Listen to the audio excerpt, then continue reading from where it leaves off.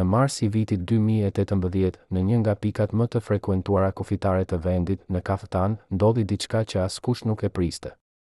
Një diplomat i lartë, njeri që kishte mbajtur në duar fatin e një kombi të tërë gjatë viteve më të errëta, u rrëzua papritur në dysheme ndërsa po kalonte kufirin.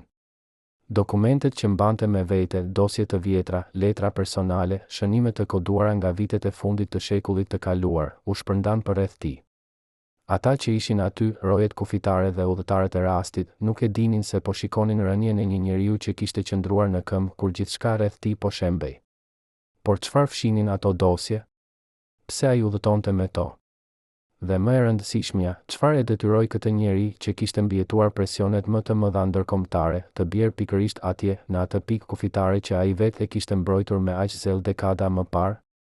Në këtë mbrëmje, ne do të zbulojmë sekretet që Luan Hajdaraga i mori me vete, dhe ato pak që ai la pas, të fshehura në kujtesën e atyre që guxuan të flasin. Kur flasim për vitet e fundit të shekullit të 20, për Ballkanin, flasim për një kohë kur çdo vendim i gabuar mund të shkaktonte një luftë të re, kur çdo takim diplomatik mund të ishte i fundit, kur çdo dokument sekret mund të ndryshonte fatin e miliona njerëzve. Luan Hajdaraga ishte në zemër të kësaj stuji. Ai nuk ishte thjesht një ministër mbrojtjeje, ai ishte njeriu që duhej të vendoste nëse vendi do të hynte në luftë apo jo, nëse do të hapte kufit apo do t'i mbyllte, nëse do të besonte aleatët perëndimor apo do të kërkonte rrugë të tjera. Dhe ai zgjodhi diçka që shumë pak njerëz do ta kishin guximin ta bënin. Ai zgjodhi heshtjen strategjike, diplomacinë e ftohtë, lojën e gjallë. Por kjo lojë kishte një çmim. Çdo ditë, ai merrte vendime që nuk mund t'i shpjegonte publikisht, që nuk mund t'i shkruante në raporte zyrtare, që nuk mund t'i ndante as me familjen e tij. Dhe kur gjithçka mbaroi, kur kriza kaloi dhe vendi mbijetoi, askush nuk pyeti çfarë kishte sakrifikuar ai personalisht.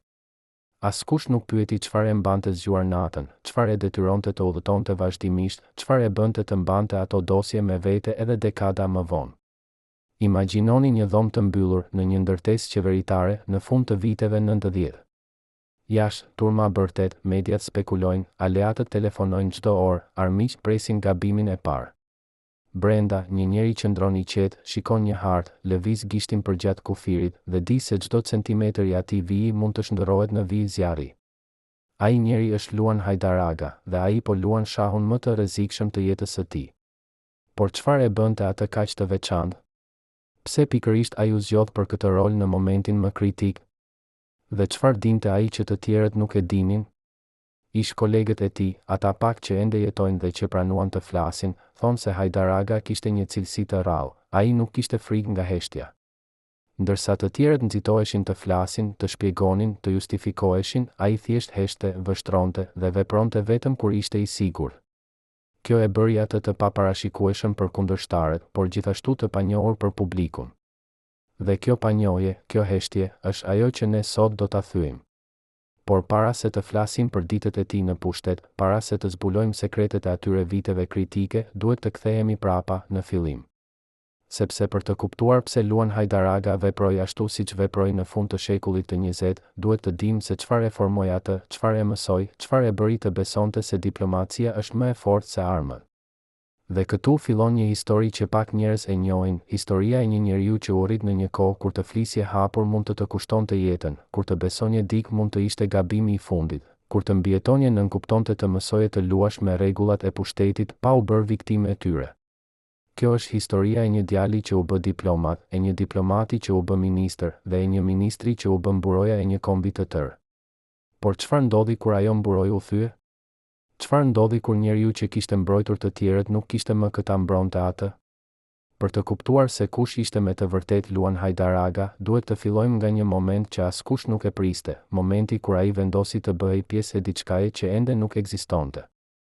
Në fillim të viteve 90, kur sistemi i vjetër po shembej dhe askush nuk dinte se çfarë do të vinte pas, shumë njerëz zgjodhen të prisnin, të shikonin, të mbijetonin.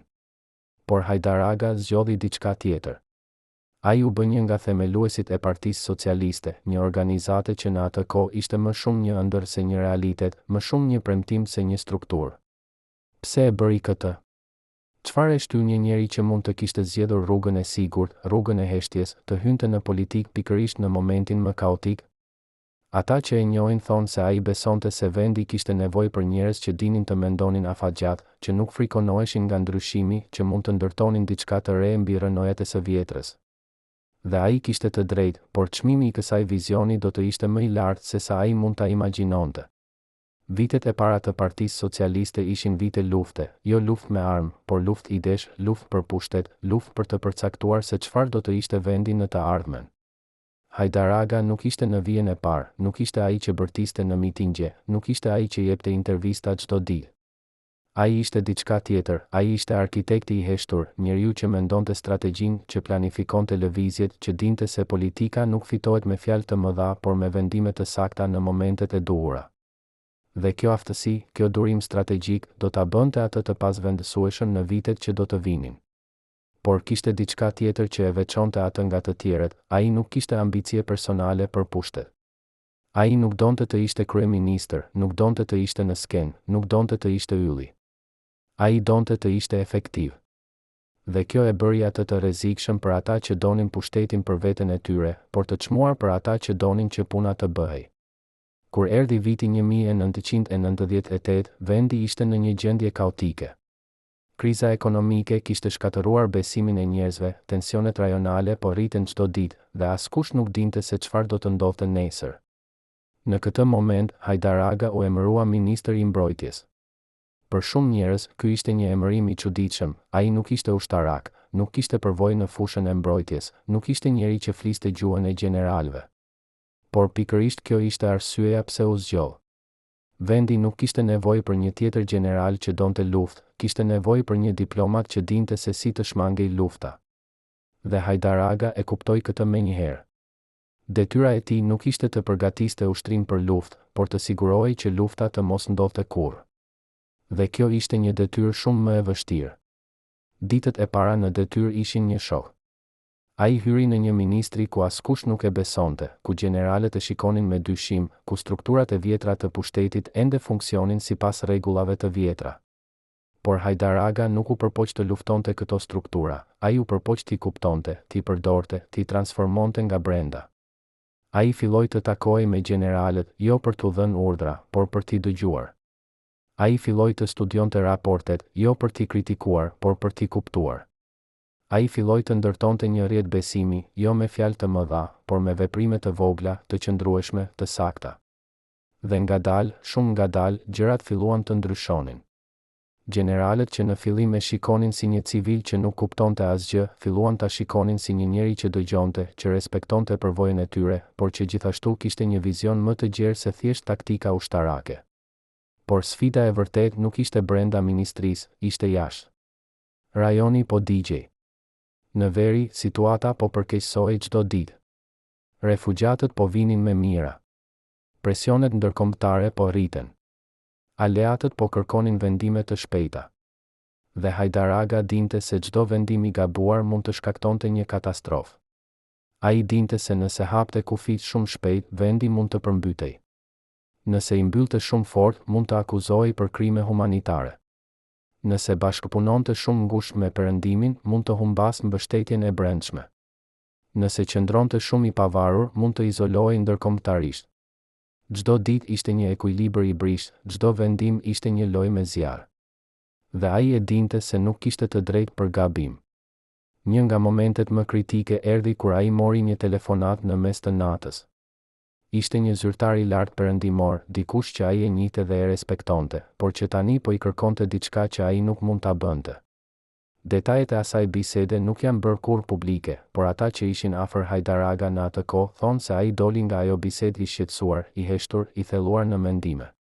Ai nuk foli për atë që kishte dëgjuar, nuk e ndau me as me kolegët më të afërt. Por diçka ndryshoi në të pas asaj nate. Ai u bë edhe më i kujdesshëm, edhe më i rezervuar, edhe më i vendosur të mos lejonte që presionet e jashtme ta detyronin të merrte vendime që ai konsideronte të gabuara. Çfarë ju kërkua atë natë? Çfarë refuzoi ai? Dhe çfarë pasojash pati ky refuzim për karrierën e tij, për reputacionin e tij, për sigurinë e tij personale? Ndërsa muajt kalonin dhe kriza thellohej, Hajdar Aga zhvilloi një strategji që shumë pak njerëz e kuptonin në atë kohë. Ai vendosi të luante lojën e gjatë, të mos reagonte impulsivisht, të mos bënte lëvizje dramatike, të mos jepte deklarata të zhurmshme. Në vend të kësaj, ai punoi në heshtje për të ndërtuar një rrjet mbrojtjeje që nuk ishte vetëm ushtarak, por edhe diplomatik, ekonomik, social. Ai kuptoi se mbrojtja e vërtetë e vendit nuk vinte nga tanket dhe avionet, por nga aftësia për të menaxhuar presionet, për të negociuar me aleatët, për të mbajtur stabilitetin e brendshëm ndërsa gjithçka rreth tij po shkatërrohej. Dhe kjo kërkonte një lloj force që nuk matet me medalje dhe grada, kërkonte forcën për të qëndruar i qetë kur të tjerët po humbinin kontrollin, forcën për të thënë jo kur të gjithë po thonin po, forcën për të pritur kur të tjerët po nxitonin. Por kjo strategji kishte një kosto. Çdo ditë që kalonte pa një vendim dramatik, pa një veprim spektakolar, ishte një ditë ku kritikat rriten. Mediat filluan të akuzonin për pasivitet. Opozita filloi të akuzonte për dobësi. Madje edhe brenda qeverisë kishte zëra që thonë se ai nuk po bënte mjaftueshëm, se ai po humbiste kohë, se ai po linte vendin të pambrojtur. Por Hajdar Aga nuk u përgjigj. Ai vazhdoi të punonte në heshtje, të takohej me njerëzit e duhur, të merrte vendimet e duhura, të ndërtonte strukturat që do të mbanin vendin të sigurt jo për ditë apo javë, por për vite. Dhe kur gjithçka mbaroi, kur kriza kaloi dhe vendi mbijetoi pa u përfshirë në luftë, shumë pak njerëz e kuptuan se sa i rëndësishëm kishte qenë roli i tij. Sepse ai nuk kishte bërë asgjë spektakolare, ai thjesht kishte parandaluar katastrofën.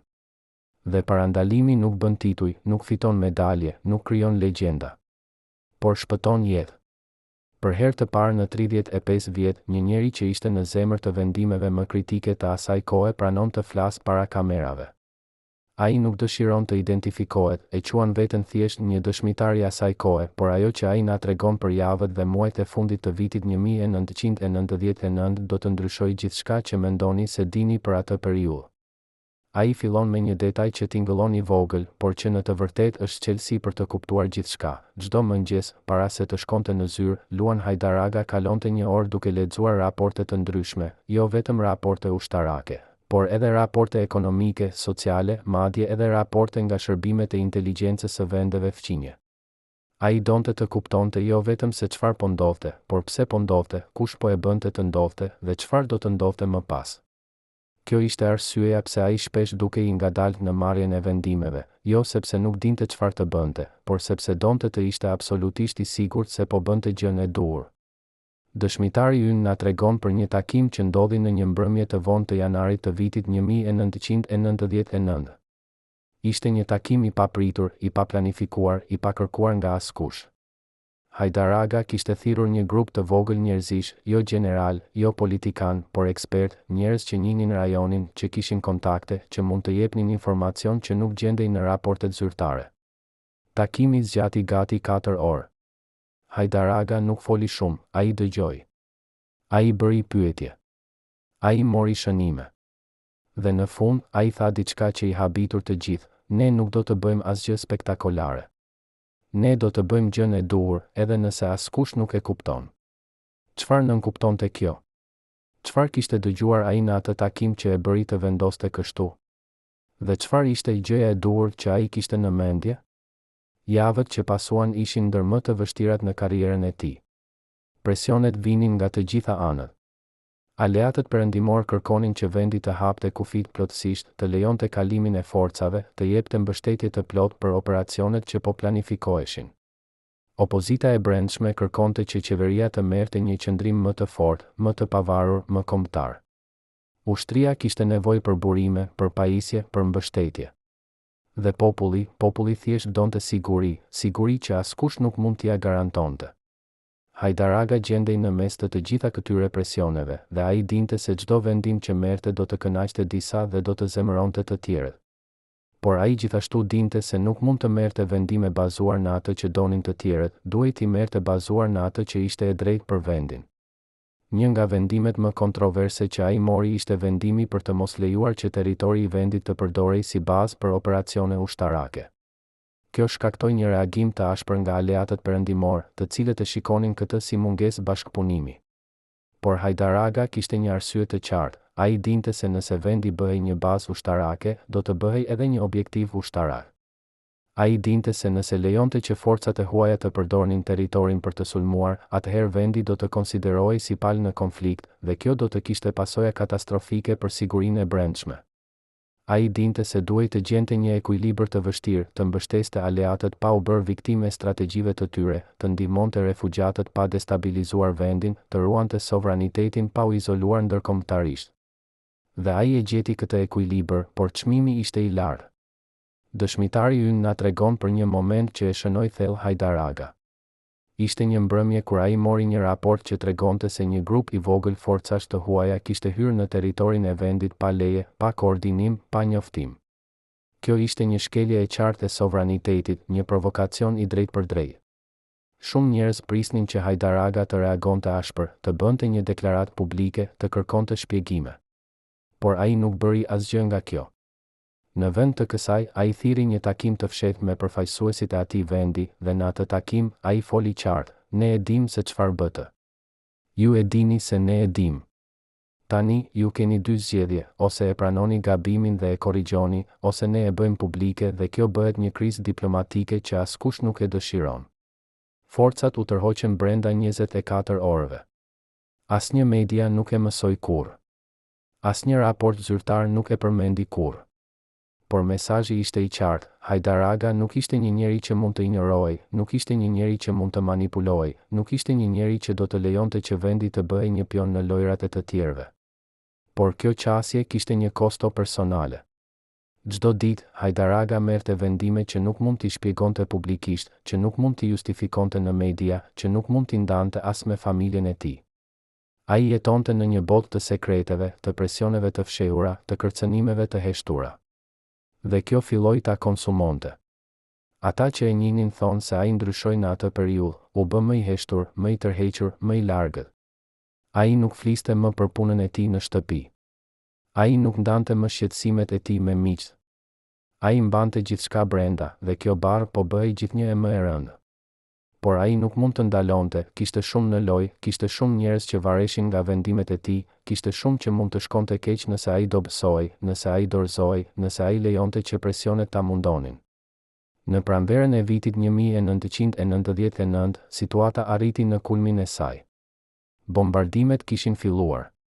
Refugjatët po vinin me dhjetëra mijëra. Kufit ishin në presion të jashtëzakonshëm. Dhe Hajdar Aga duhej të merrte vendimin më të vështirë të karrierës së tij: sa refugjat mund të pranonte vendi pa u destabilizuar? Si mund t'i menaxhonte kampe që po mbusheshin çdo ditë? Si mund të siguronte që ndihma humanitare të arrinte tek ata që kishin nevojë? Si mund të parandalonte që tensionet të shpërthejnë në dhunë? Ai punoi ditë e natë, pa pushim, pa gjumë, pa kohë për asgjë tjetër. Ai koordinoi me organizatat ndërkombëtare, me qeveritë e huaja, me strukturat e brendshme. Ai siguroi që çdo refugjat të kishte një vend ku të flinte, ushqim për të ngrënë, ujë për të pirë. Ai siguroi që asnjë kamp të mos bëhej një vatër tensionesh, që asnjë incident të mos shndërrohej në krizë. Dhe ai e bëri këtë pa bërë zhurmë, pa kërkuar lavdërim, pa pritur mirënjohje. Por kishte një çmim që ai po paguante, një çmim që askush nuk e shite. Shëndeti i tij po përkeqësohej. Stresi i vazhdueshëm, mungesa e gjumit, presioni i pafund po e konsumonin. Mjekët e paralajmëruan se duhej të ngadalsonte, se duhej të pushonte, se duhej të kujdesej për veten. Por ai nuk dëgjoi. Ai nuk mund të dëgjonte. Sepse ai dinte se nëse ai ndalonte, nëse ai do bësohej, nëse ai largohej, askush tjetër nuk do të mund të bënte atë që ai po bënte. Dhe kjo nuk ishte arrogancë, ishte realitet.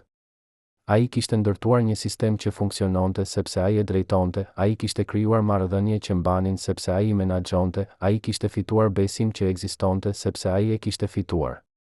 Nëse ai largohej, gjithçka mund të shembej. Dhe ai nuk mund ta lejonte këtë. Dëshmitari ynë përfundon me një detaj që na lë pa fjalë. Ai thotë se në fund të asaj periudhe, kur kriza filloi të qetësohej, kur refugjatët filluan të ktheheshin, kur presionet filluan të lehtësoheshin, Hajdar Aga thiri një takim të vogël me ata që kishin qenë më afër tij gjatë asaj kohe. Ai nuk foli shumë, ai thjesht u falenderoi për punën e tyre, për besnikërinë e tyre, për durimin e tyre. Dhe pastaj, ai tha diçka që askush nuk e priste: ne e bëm atë që duhej bërë. Historia do të gjykojë nëse ishte e drejtë. Por unë e di se ishte e vetmja gjë që mund të bënim. Dhe me këto fjalë, ai u largua nga dhoma, dhe askush nuk e pa të qante. Por ata që ishin aty thonë se e dëgjuan zërin e tij të thyeshëm, e dëgjuan hapat e tij të rënd, e dëgjuan derën që u mbyll pas tij. Dhe ata e kuptuan se ky njeri kishte dhënë gjithçka që kishte, dhe se çmimi i kësaj dhënieje ishte më i lartë se sa dikush mund ta imagjinonte. Një javë para se Luan Hajdaraga të përjetonte atë që do të ndryshonte gjithçka, ndodhi diçka që askush nuk e priste dhe që nuk u regjistrua në asnjë protokoll zyrtar. Ishte një mbrëmje e zakonshme marsi, dhe ai ishte në zyrën e tij, duke përfunduar disa dokumente, kur sekretarja e tij e njoftoi se kishte një vizitor. Kjo ishte e çuditshme, ishte vonë, nuk kishte takime të planifikuara, dhe askush nuk kishte njoftuar për ndonjë vizitë. Por vizitori insistoi dhe Hajdaraga, i lodhur por kurio, pranoi ta takonte. Njeriu që hyri në zyrë nuk ishte dikush që ai e njihte personalisht, por ishte dikush që ai e njihte nga reputacioni, një ish zyrtar i lartë nga një vend fqinj, dikush që kishte qenë në pozicione të ndjeshme gjatë viteve të krizës, dikush që dinte shumë më shumë se sa ajo që kishte thënë ndonjëherë publikisht. Takimi zgjati vetëm një orë, por ajo që u diskutua në atë orë mbetet një mister deri sot. Ata që ishin jashtë zyrës atë mbrëmje thonë se kur vizitori doli, Hajdaraga qëndroi brenda për një kohë të gjallë. Nuk dëgjoi asnjë zë, asnjë lëvizje. Dhe kur ai më në fund doli, fytyra e tij ishte e bardhë, shpreha e tij e shqetësuar. Ai nuk foli me ask, nuk shpjegoi asgjë, thjesht mori çantën e tij dhe u largua. Ditët që pasuan, ata që punonin me të vunë re një ndryshim. Ai filloi të kontrollonte dokumentet e tij më shpesh, të mbante dosje të caktuara me vete edhe kur nuk kishte nevojë, të bënte kopje të raporteve të vjetra dhe t'i ruante në vende të ndryshme. Ishte sikur ai po përgatitej për diçka, sikur ai po sigurohej që diçka të mos humbiste, sikur ai dinte se diçka po vinte dhe ai duhej të ishte gati. Por çfarë ishte ajo gjë? Çfarë ju tha atë mbrëmje që e bëri të ndryshonte sjelljen e tij kaq dramatikisht? Dhe kush ishte ai vizitor që erdhi pa paralajmërim dhe që la pas një ndikim kaq të thellë? Ka një teori që qarkullon ndër ata pak që din për këtë takim. Sipas kësaj teorie, vizitori nuk erdhi për të dhënë informacion, por për të dhënë një paralajmërim. Jo një kërcënim të drejtë për drejtë, por një mesazh të koduar, një sinjal se ka njerëz që nuk kanë harruar vendimet që Hajdaraga mori gjatë viteve të krizës, se ka njerëz që e konsiderojnë atë përgjegjës për gjëra që ndodhen ose që nuk ndodhen, se ka njerëz që mendojnë se ai di shumë dhe se kjo dije mund të jetë e rrezikshme. Nëse kjo teori është e vërtetë, atëherë ajo shpjegon pse Hajdaraga filloi të jetonte më me kujdes, pse ai filloi të ruante dokumentet me aq zell, pse ai nuk fliste më hapur për periudhën e tij si ministër. Ai dinte se kishte sekrete që disa njerëz nuk donin që të dilnin në dritë, dhe ai dinte se mbajtja e këtyre sekreteve kishte një çmim. Por le të kthehemi te faktet e njohura. Në mars të vitit 2018, Luan Hajdaraga po udhëtonte drejt Strugës, ku duhej të mbante një ligjëratë në universitet. Ishte një udhëtim rutin, diçka që ai e kishte bërë shumë herë më parë. Por kur arriti në pikën kufitare të kafetanës, diçka ndodhi. Sipas raporteve zyrtare, ai pësoi një infarkt cerebral, një goditje e papritur, e paparashikueshme, që e rrëzoi në 2 sheme. Ai u transportua menjëherë në spitalin universitar të Kaftanës, në njësinë e kujdesit intensiv neurologjik, ku mjekët luftuan për ta stabilizuar. Por dëmtimi ishte i rëndë. Shumë i rëndë. Dhe edhe pse ai mbijetoi atë ditë, gjendja e tij nuk u përmirësua kur vërtet. Ai u transferua në Turqi për trajtim të specializuar, por edhe atje, mjekët nuk mund të bënin shumë. Trupi i tij kishte duruar shumë, kishte përballuar shumë presion, kishte mbartur shumë barë. Dhe tani, ai po paguante çmimin. Por ka diçka që nuk përputhet në këtë histori. Pse pikërisht atje? Pse pikërisht në atë pikë kufitare që ai e njihte aq mirë, që ai e kishte mbrojtur aq zellshëm, që ai e kishte kaluar aq shumë herë? Pse pikërisht në atë moment, kur ai po mbante me vete dosje të vjetra, dokumente personale, shënime nga vitet e krizës? Ka ata që thonë se ishte thjesht një përkim i keq, një fatkeqësi që mund t'i ndodhte kujto. Por ka edhe ata që thonë se ka shumë përkim në këtë histori, se ka shumë pyetje të papërgjigjura, se ka shumë detaje që nuk kanë kuptim. Dhe këta njerëz pyesin, çfarë po bënte ai me ato dosje? Ku po shkonte me to? Kujt po I çonte ato? Dhe a kishte dikush interes që ai të mos arrinte në destinacion? Muajt që pasuan ishin një vuajtje e ngadaltë. Hajdar Aga ishte në spital, i paftë të fliste, i paftë të lëvizte, i paftë të komunikonte. Familja e tij ishte pranë tij, por ata nuk mund të bënin asgjë përveç se të prisnin dhe të shpresonin. Mjekët bënin gjithçka që mund të bënin, por dëmtimi ishte shumë i madh. Dhe ndërsa ai qëndronte atje, i pafuqishëm, bota jashtë vazhdonte të lëvizte. Njerëzit që ai kishte njohur, që ai kishte punuar me ta, që ai kishte besuar, vazhduan jetën e tyre. Disa erdhën për ta vizituar, disa dërguan mesazhe, disa thjesht heshten. Dhe Hajdar Aga, i burgosur në trupin e tij të pafuqishëm, mund të bënte vetëm një gjë, të kujtonte. Të kujtonte vendimet që kishte marrë, sakrificën që kishte bërë, çmimin që kishte paguar. Dhe të pyeste veten, a kishte vlerëtur? A kishte bërë gjën e duhur? A do ta bënte përsëri nëse do të kthehej prapa? Në një mëngjes të hershëm të një dite të hënë të korrikut të vitit 2018, zemra e Luan Hajdar Aga ndaloi së rahuri. Ai kishte luftuar për 4 muaj, kishte mbijetuar kur mjekët mendonin se nuk do të mbijetonte, kishte qëndruar në jetë kur trupi i tij donte të dorëzohej. Por në fund, edhe forca më e madhe nuk mjafton. Edhe vullneti më i fortë nuk mund të mposhtë gjithçka. Edhe njeriu më i fortë ka një kufi. Dhe Hajdar Aga e arriti atë kufi atë mëngjes. Lajmi i vdekjes së tij u përhap shpejt. Reagimet erdhen nga të gjitha anët, nga politikan, nga diplomat, nga ushtarak, nga njerëz të thjeshtë që e kujtonin atë si njeriun që i kishte mbrojtur në kohën më të errët. Rustemi Berisha, ministri i sigurisë së Kosovës në atë kohë, dërgoi një mesazh ngushëllimi. Luan Rama, zëvendës lideri i mediave, foli për kontributin e tij.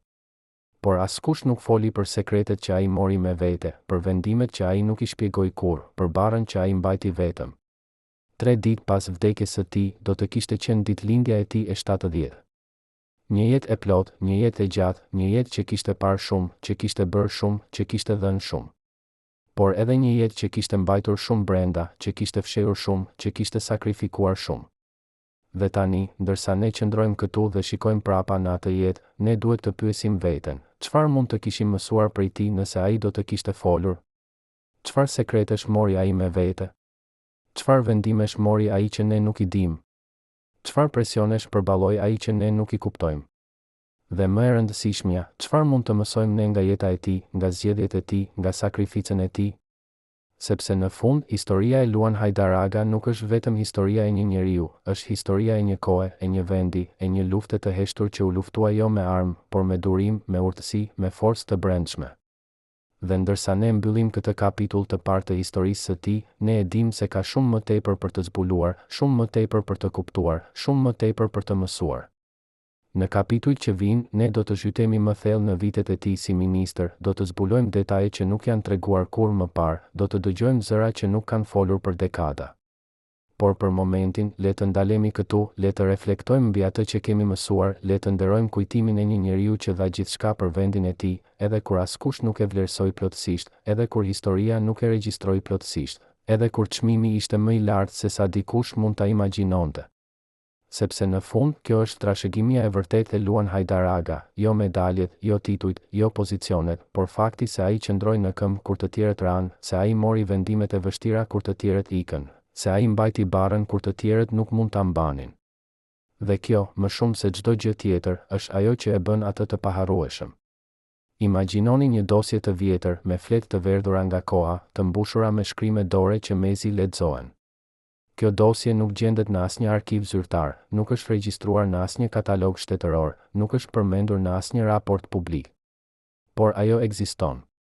Dhe brenda saj gjenden dëshmi mjekësore që Luan Hajdar Aga i fsheh nga bota për më shumë se një dekadë. Analiza të gjakut që tregojnë nivele alarmante të stresit kronik, raporte kardiologjike që paralajmërojnë për rreziqe serioze, receta për medikamente që ai merrte në fshehtësi çdo mbrëmje para se të shkonte në shtrat. Mjekët e tij personal e paralajmëruan që në fund të viteve 90, nëse vazhdoni kështu, trupi juaj nuk do të durojë më shumë se 5 vjet. Por ai nuk ndaloi. Ai nuk mund të ndalonte. Sepse ai dinte se nëse ai tërhiqej për arsye shëndetësore, kjo do të interpretohej si dobësi, si mungesë gatishmërie, si shenjë që vendi nuk kishte udhëheqje të fortë në momentin më kritik. Pse një njeri do të sakrifikonte shëndetin e tij, vitet e tij të fundit, mundësinë për të parë nipërit e tij të rriteshin, vetëm për të mbajtur një pozicion që shumë të tjerë do ta kishin braktisur? Çfarë e detyroi atë të zgjedhë detyrën mbi jetën? Dhe çfarë na tregojnë këto dokumente mjekësore për çmimin e vërtetë që paguan një njeri që vendosi të mbrojë një kombë të tërë? Kur Hajdar Aga u bë ministër i mbrojtjes në vitin 1998, ai trashëgoi jo vetëm një ministri, por një kaos. Strukturat e vjetra të pushtetit ende funksionin sipas logjikës së kohës së kaluar, generalët nuk besonin te një civil që nuk kishte uniform, buxheti ishte në gjendje katastrofike, dhe pajisjet ushtarake ishin kaq të vjetruara sa që disa prej tyre vinin nga vitet e 60-ta. Por problemi më i madh nuk ishte brenda ministrisë, ishte jashtë saj. Rajoni po digjej. Çdo ditë sillte lajme të reja për përshkallëzim, çdo javë sillte presione të reja nga aleatët, çdo muaj sillte kërcënime të reja për stabilitetin. Dhe Hajdar Aga dinte se ai nuk kishte luksin e kohës, nuk kishte luksin e gabimit, nuk kishte luksin e mësimit duke provuar. Ai duhej të ishte i përsosur që nga dita e parë. Dhe kjo kërkonte diçka që pak njerëz kishin, aftësinë për të parë 5 hapa përpara, për të parashikuar reagimet e kundërshtarëve, për të llogaritur pasojat e çdo vendimi para se ta merrte atë. Një nga vendimet e para që ai mori ishte një vendim që shumë pak njerëz e kuptuan në atë kohë, por që do të shpëtonte vendin nga një katastrofë. Ai vendosi të krijonte një grup të vogël ekspertësh, jo ushtarak, jo politikan, por njerëz që njihnin rajonin, që kishin kontakte në të gjitha anët, që mund të jepnin informacion që nuk gjendej në raportet zyrtare. Ky grup takohej çdo javë, shpesh në orë të vona të natës, shpesh në vende të pazakonta, shpesh pa asnjë protokoll zyrtar. Ata diskutonin jo vetëm për situatën ushtarake, por për gjithçka, për ekonominë, për shoqërinë, për psikologjinë e masave, për lëvizjet e fshehta të forcave të huaja, për planet që po bëheshin në kryeqytete të largëta. Dhe Hajdar Aga dëgjonte.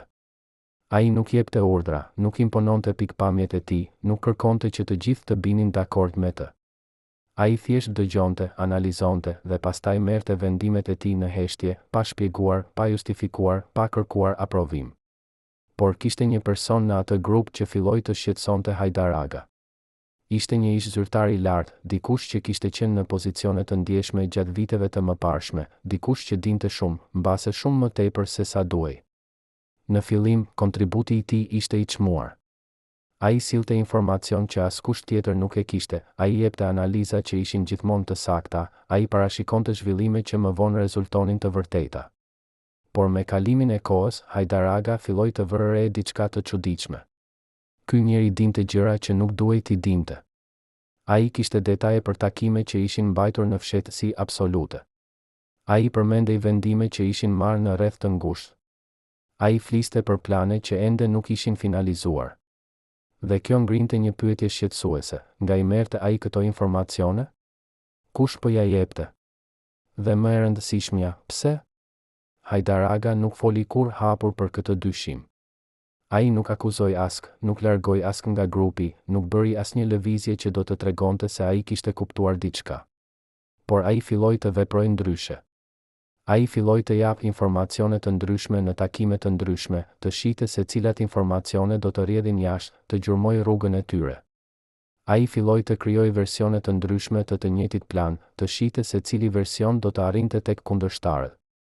Ai filloi të luante një lojë të rrezikshme, lojën e dezinformimit të kontrolluar, ku ai përdorte vetë rrjedhjen e informacionit si një armë strategjike.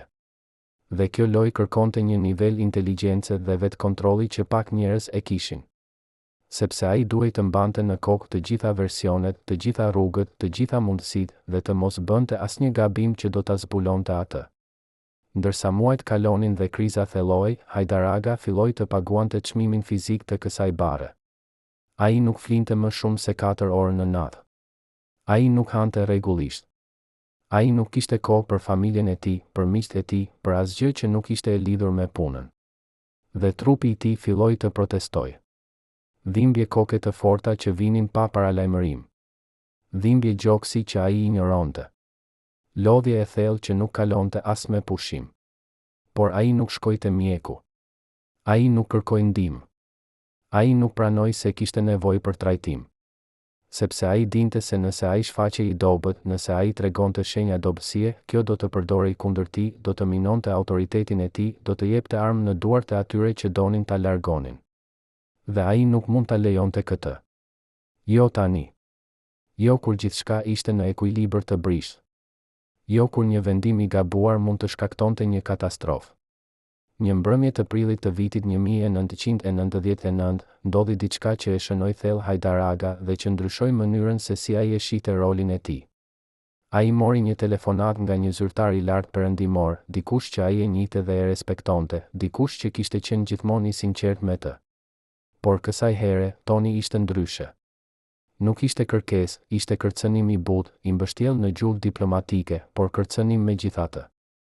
Zyrtari i tha se vendi duhej të merrte një vendim të qartë, se koha e ekuilibrave kishte mbaruar, se duhej të zgjidhej një anë.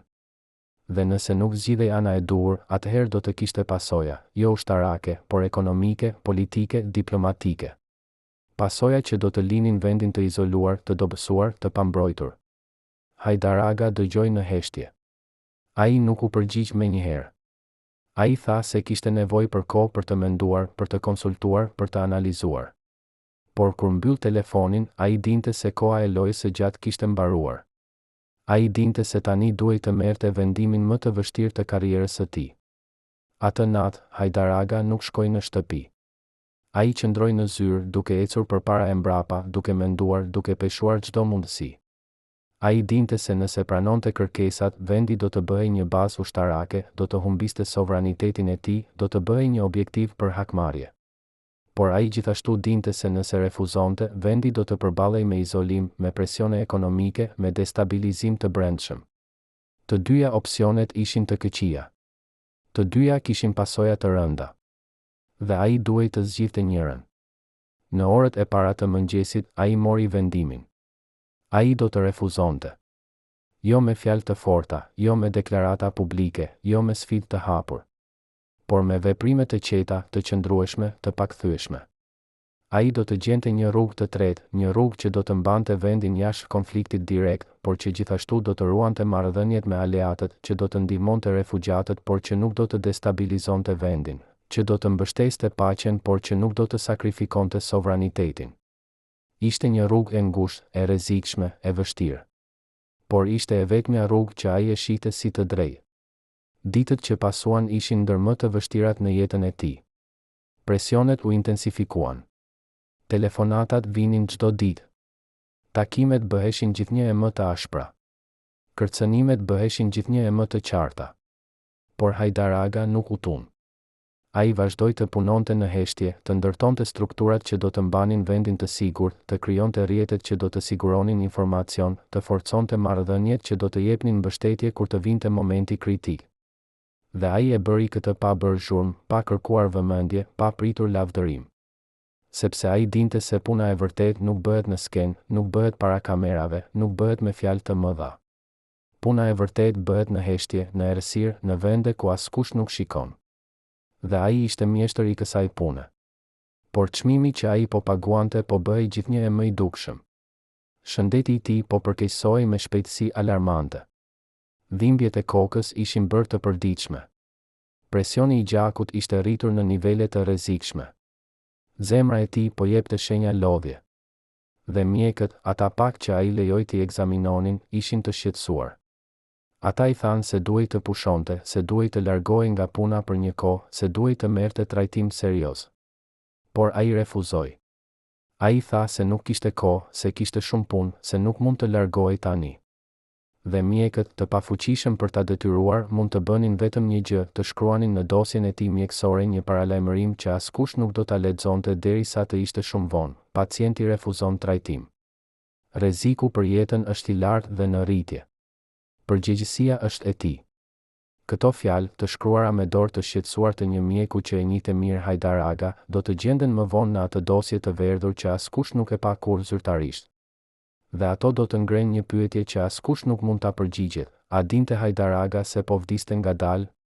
A e kuptoi ai se çdo ditë që kalonte në atë pozicion ishte një ditë më pak në jetën e tij? Dhe nëse e dinte, pse zgjodhi të vazhdonte? Në një mbrëmje të qetë të majit të vitit 1999, kur bombardimet kishin pushuar dhe refugjatët po fillonin të ktheheshin në shtëpitë e tyre, Luan Hajdar Aga thiri një takim të vogël në zyrën e tij. Nuk ishte një takim zyrtar, nuk kishte protokoll, nuk kishte sekretar që merrnin shënime. Ishin vetëm 5 njerëz, ata që kishin qenë më afër tij gjatë muajve të fundit, ata që kishin parë gjithçka, ata që dinin gjithçka. Hajdar Aga nuk foli shumë. Ai thjesht u falenderoi për punën e tyre, për besnikërinë e tyre, për heshtjen e tyre. Dhe pastaj, ai tha diçka që i habitur të gjithë: "Unë e di se disa prej jush dyshojnë për dikë në grupin ton. Unë e di se disa prej jush mendojnë se ka dikush që po jep informacione jashtë. Dhe ju keni të drejtë. Ka dikë. Por unë e di kush është. Dhe unë e kam lejuar këtë të ndodhë. Sepse ndonjëherë mënyra më e mirë për të kontrolluar informacionin nuk është ta ndalosh, por ta drejtosh." Heshtja që pasoi ishte e rëndë, e ngarkuar me tension. Askush nuk foli. Askush nuk pyeti. Sepse të gjithë e kuptuan se Hajdar Aga kishte luajtur një lojë shumë më të thellë se sa ata kishin imagjinuar, se ai kishte qenë gjithmonë një hap përpara, se ai kishte kontrolluar gjithçka edhe kur dukej se gjithçka ishte jashtë kontrollit. Por kush ishte ai person? Kush ishte ai që Hajdar Aga e kishte identifikuar si burimin e rrjedhjes, por që ai kishte vendosur ta mbante në pozicion? Dhe më e rëndësishmja, pse? Ata që ishin në atë takim nuk flasin shumë për këtë. Disa thonë se Hajdar Aga nuk e zbuloi kur identitetin. Të tjerë thonë se ai e zbuloi, por vetëm për një person, vetëm në një bisedë private, vetëm me kushtin që ajo të mbetej sekret për gjithmonë. Por ka një teori që shpjegon gjithçka, një teori që, nëse është e vërtetë, tregon nivelin e inteligjencës strategjike që Hajdar Aga kishte arritur. Sipas kësaj teorie, personi që po jepte informacione nuk ishte një tradhtar i thjeshtë, nuk ishte dikush që po punonte për armikun, nuk ishte dikush që po shiste sekretet përpara.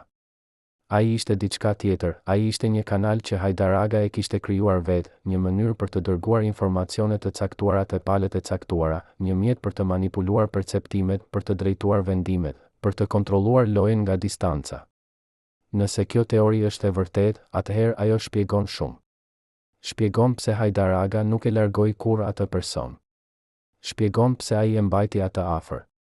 Shpjegon pse ai vazhdoi t'i besonte informacione të ndjeshme. Sepse ai nuk po i besonte, ai po e përdorte.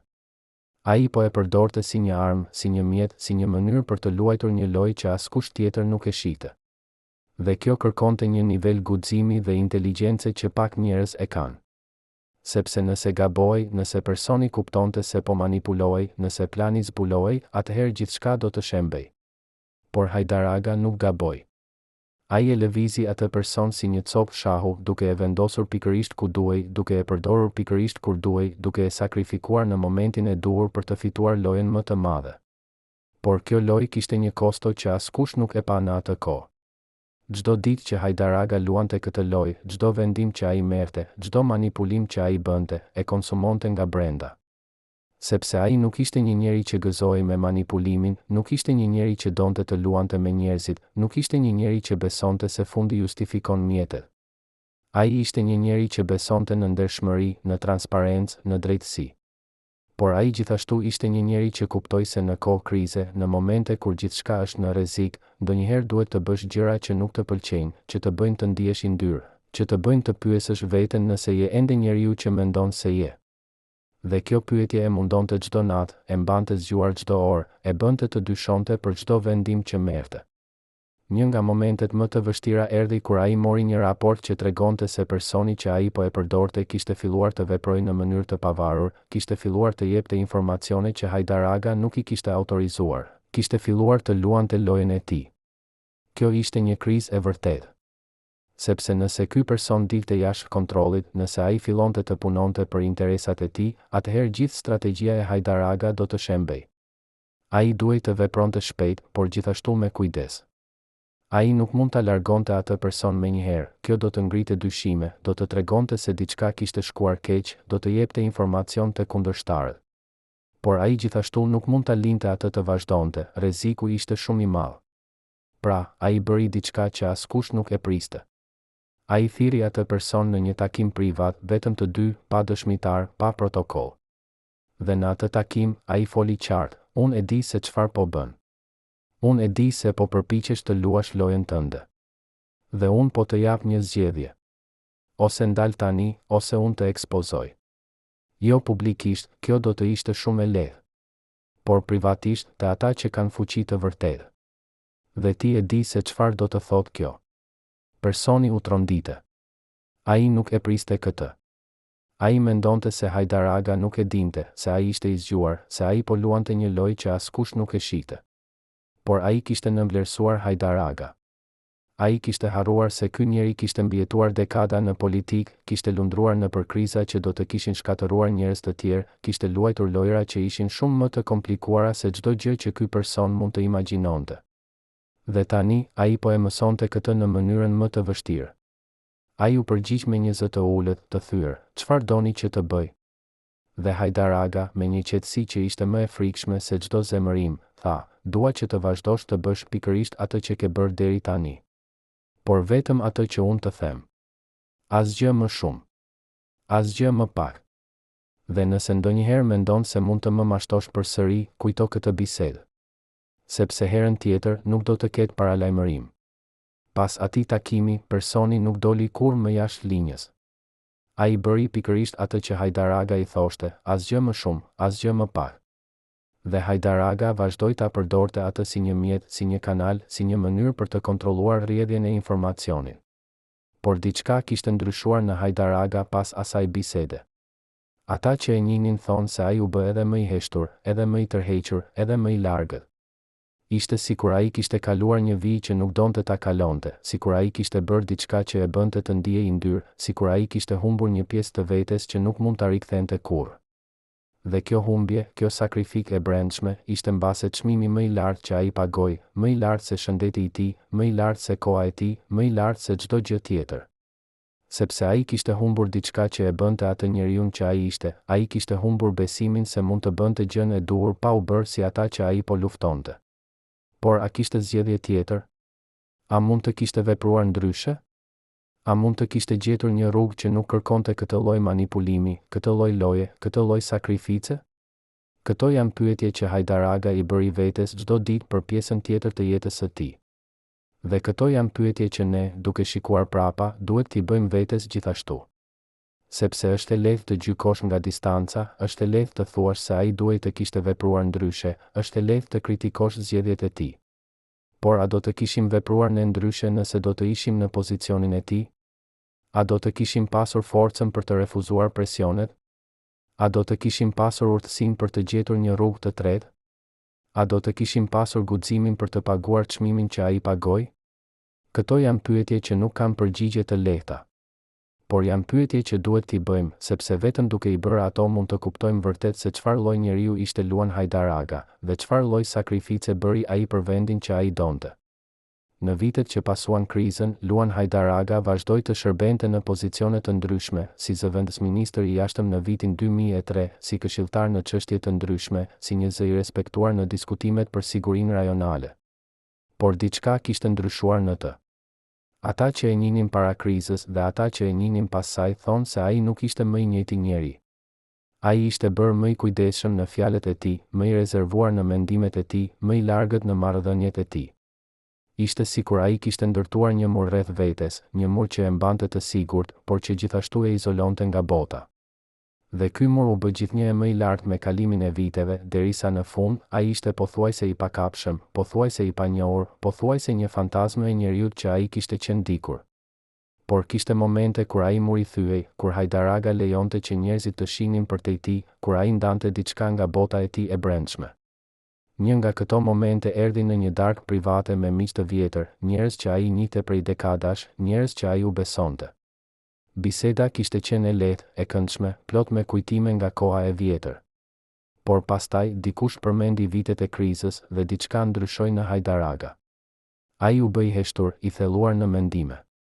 Dhe pastaj, pas një heshtjeje të gjatë, ai tha diçka që i habitur të gjithë. Ju e dini se çfarë është gjëja më e vështirë në të qenë udhëheqës? Nuk është të marrësh vendime të vështira. Nuk është të përballosh presione. Nuk është as të sakrifikosh kohën tënde, shëndetin tënd, jetën tënde. Gjëja më e vështirë është të jetosh me vendimet që ke marrë, duke ditur se ato vendime kanë pasur pasoja për njerëz të vërtetë, për jetë të vërteta, për familje të vërteta. Dhe të dish se disa nga ato pasoja nuk ishin ato që ti doje, por ishin ato që ti pranove sepse alternativa do të kishte qenë më e keqe. Heshtja që pasoi ishte e rëndë. Askush nuk dinte çfarë të thoshte. Sepse të gjithë e kuptuan se Hajdar Aga nuk po fliste në abstrakt, nuk po filozofonte, nuk po bënte një diskutim teorik. Ai po fliste për diçka specifike, për një vendim specifik, për një pasojë specifike që e mundonte ende. Por ai nuk tha më shumë. Ai thjesht mori gotën e tij, piu një glënjik dhe ndryshoi temën. Dhe askush nuk guxoi ta pyeste se për çfarë po fliste, se çfarë vendimi e mundonte, se çfarë pasoje nuk mund ta harronte. Sepse të gjithë e kuptuan se kishte gjëra që Hajdar Aga nuk do t'i ndante kurrë, sekrete që ai do t'i mbante për gjithmonë, barë që ai do ta mbante vetëm deri në fund. Por ka një person që pretendon se e di për çfarë po fliste Hajdar Aga atë mbrëmje. Ky person, që kërkon të mbetet anonim, thot se Hajdar Aga i kishte treguar një herë, në një moment dobësie, në një moment kur ai kishte nevojë të ndante barën me dikë. Sipas këtij personi, Hajdar Aga po fliste për një vendim që ai kishte marrë gjatë krizës, një vendim që kishte shpëtuar shumë jetë, por që gjithashtu kishte kushtuar disa jetë të tjera. Ai kishte pasur informacion për një operacion që po planifikohej, një operacion që do të kishte pasoja katastrofike nëse do të kishte sukses. Ai kishte mundësinë ta ndalonte atë operacion, por ndalimi do të kishte kërkuar që ai të zbulonte burimin e informacionit të tij, gjë që do të kishte vënë në rrezik jetën e atij burimi dhe të familjes së tij. Hajdar Aga kishte zgjedhur të mos e ndalonte operacionin drejt për drejt, por ta sabotonte në mënyrë indirekte, duke dërguar informacione të gabuara, duke krijuar konfuzion, duke bërë që operacioni të dështonte për arsye që dukeshin si gabime teknike. Operacioni dështoi. Shumë jetë u shpëtuan.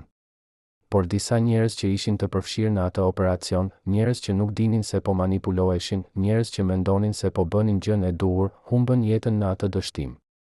Dhe Hajdar Aga dinte se ai ishte përgjegjës për ato vdekje, edhe pse ai kishte vepruar për të shpëtuar shumë më tepër. Nëse kjo histori është e vërtetë dhe ne nuk mund ta verifikojmë, sepse personi që e tregoi nuk jep detaje që mund të kontrollohen, atëherë ajo shpjegon shumë për dhimbjen që Hajdar Aga mbante brenda. Sepse ai nuk ishte një njeri që mund të shihte vdekjen si një statistik, si një numër, si një kosto e nevojshme. Ai ishte një njeri që shihte çdo jetë si të vlefshme, çdo vdekje si një tragjedi, çdo humbje si një dështim personal. Dhe të dish se vendimet e tua, edhe kur janë të drejta, edhe kur shpëtojnë më shumë se sa humbasin, kanë kushtuar jetë njerëzish, kjo është një barë që pak njerëz mund ta mbajnë pa u thyer. Hajdar Aga e mbajti atë barë për vite. Ai e mbajti në heshtje, pa u ankuar, pa kërkuar simpati. Por ai e mbajti. Dhe ajo e konsumoi nga brenda, ngadalë, të pashpresë, derisa në fund, trupi i tij nuk mund ta duronte më. Në vitet e fundit të jetës së tij, Hajdar Aga u tërhoq nga jeta publike. Ai nuk jepte më intervista, nuk merrte pjesë në debate, nuk shkruante artikuj. Ai jetonte një jetë të qetë, të thjeshtë, të tërhequr. Ai kalonte kohë me familjen e tij, me nipërit e tij, me miqtë e tij të vjetër. Ai lexonte shumë, mendonte shumë, shkruante shënime që askush nuk i ka parë kurrë. Dhe ai udhëtonte, jo për pushime, jo për argëtim, por për diçka tjetër. Ai vizitonte vende që kishin qenë të rëndësishme gjatë viteve të krizës, ai takohej me njerëz që ai kishte njohur atëherë, ai kërkonte të kuptonte se çfarë kishte ndodhur me ta, si kishin mbijetuar, çfarë kishin bërë me jetën e tyre. Ishte sikur ai po kërkonte një lloj paqeje, një lloj mbylljeje, një lloj kuptimi për gjithçka që kishte ndodhur. Një nga këto udhëtime e çoi në Strug, ku ai duhej të mbante një ligjëratë në universitet. Ishte një udhëtim rutinë, diçka që ai e kishte bërë shumë herë më parë. Por kësaj here, ai kishte marrë me vete diçka të veçantë, një dosje të vjetër, plot me dokumente, me letra, me shënime nga vitet e krizës. Pse i mori ato dokumente me vete? Çfarë planifikonte të bënte me to? A donte t'i jepte dikujt? A donte t'i publikonte? A donte thjesht t'i rishikonte, t'i rilexonte, të kujtonte? Ne nuk e dim. Sepse ai nuk arriti kurrë në Strug. Ai ra në pikën kufitare të kaftanës dhe ato dokumente u shpërndan përreth tij. Disa u mblodhen nga rojet kufitare, disa u dërguan te familja e tij, disa mbase humbën përgjithmonë. Dhe me to, humbën edhe sekretet që ato mbanin, historitë që ato rrëfenin, të vërtetat që ato zbulonin. Por mbase kjo ishte mënyra që Hajdar Aga do ta kishte dashur. Mbase ai nuk donte që ato sekrete të dilnin në dritë, mbase ai nuk donte që ato histori të rrëfeheshin, mbase ai nuk donte që ato të vërtetat të zbuloheshin. Mbase ai besonte se disa gjëra duhet të mbeten të fshehura, se disa vendime duhet të mbeten të pashpjeguara, se disa sakrificë duhet të mbeten të panjohura. Sepse ndonjëherë e vërteta nuk sjell paqe, ajo sjell dhimbje, ajo sjell konflikt, ajo sjell pyetje që nuk kanë përgjigje. Dhe mbase Hajdar Aga, në urtësinë e tij të fundit, vendosi se ishte më mirë që disa gjëra të vdisnin me të, se ishte më mirë që disa sekrete të varrosen me të, se ishte më mirë që disa të vërteta të mbeten të panjohura përgjithmonë. A kishte të drejtë? A duhet ne të respektojmë këtë zgjedhje? Apo duhet ne të kërkojmë të vërtetën, pavarësisht nga çmimi, pavarësisht nga pasojat, pavarësisht nga dhimbja që ajo mund të sjellë? Imagjinoni që jeni një nga 12 njerëzit që dinin gjithçka për Luan Hajdar Aga, çdo sekret mjekësor, çdo plan evakuimi, çdo tunel të fshehur në ndërtesat qeveritare të kryeqytetit. Tani imagjinoni që duhet të zgjidhni, të ruani besnikërinë ndaj një njeriu që po dobësohej çdo ditë, apo të shpëtoni jetën tuaj dhe të familjeve tuaja. Në mars të vitit 2018, këta 12 njerëz, mjek personal, oficer sigurie, këshilltar të besuar, pan diçka që i tronditi thellë. Hajdar Aga, njeriu që kishte qëndruar i palkundur përballë presioneve më të mëdha ndërkombëtare, po shembej fizikisht.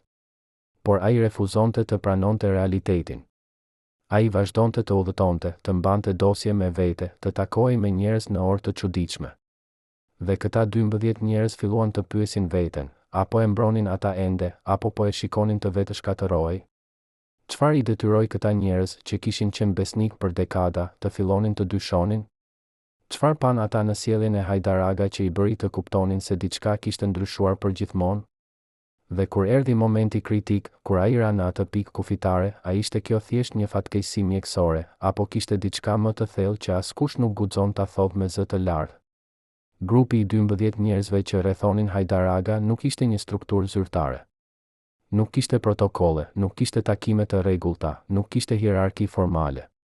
Ishte diçka më organike, më e natyrshme, një rrjet besimi që kishte evoluar gjatë viteve, i ndërtuar mbi përvojën e përbashkët të krizës së viteve 99. Secili prej tyre kishte një rol specifik. Mjeku personal që e kontrollonte presionin e gjakut çdo mëngjes dhe që mbante një dosje sekrete me analiza që nuk regjistroheshin askund zyrtarisht. Shoferët që e çonin në takime të fshehta dhe që dinin rrugë alternative që askush tjetër nuk i njihte. Sekretarja që filtron telefonatat dhe që dinte se cilat thirrje duhet i kalonte menjëherë dhe cilat mund të prisnin. Oficeri i sigurisë që kontrollonte çdo dhomë para se Hajdar Aga të hynte dhe që mbante një listë me njerëz që nuk duhej të afroheshin kurrë. Këshilltari ekonomik që e paralajmëronte për presione financiare që po vinin nga jashtë. Analisti i inteligjencës që i jepte raporte për lëvizje të dyshimta në rajon. Por kishte edhe të tjerë në atë grup, njerëz që roli i tyre ishte më pak i dukshëm, por po aq i rëndësishëm. Një ish diplomat që kishte kontakte në kryeqytete të huaja dhe që mund të merrte informacion që nuk kalonte nëpër kanalet zyrtare. Një gazetar i pensionuar që kishte arkiva personale me dokumente që nuk gjendej në asnjë bibliotekë publike. Një profesor universiteti që analizonte zhvillimet rajonale dhe që mund të parashikonte krizat para se ato të shpërthejnë. Një mjek psikiatër që nuk e trajtonte Hajdar Aga zyrtarisht, por që bisedonte me të përbarën psikologjike që ai mbante. Një avokat që e këshillonte për çështje ligjore që mund të lindin nga vendimet e marra gjatë viteve të krizës.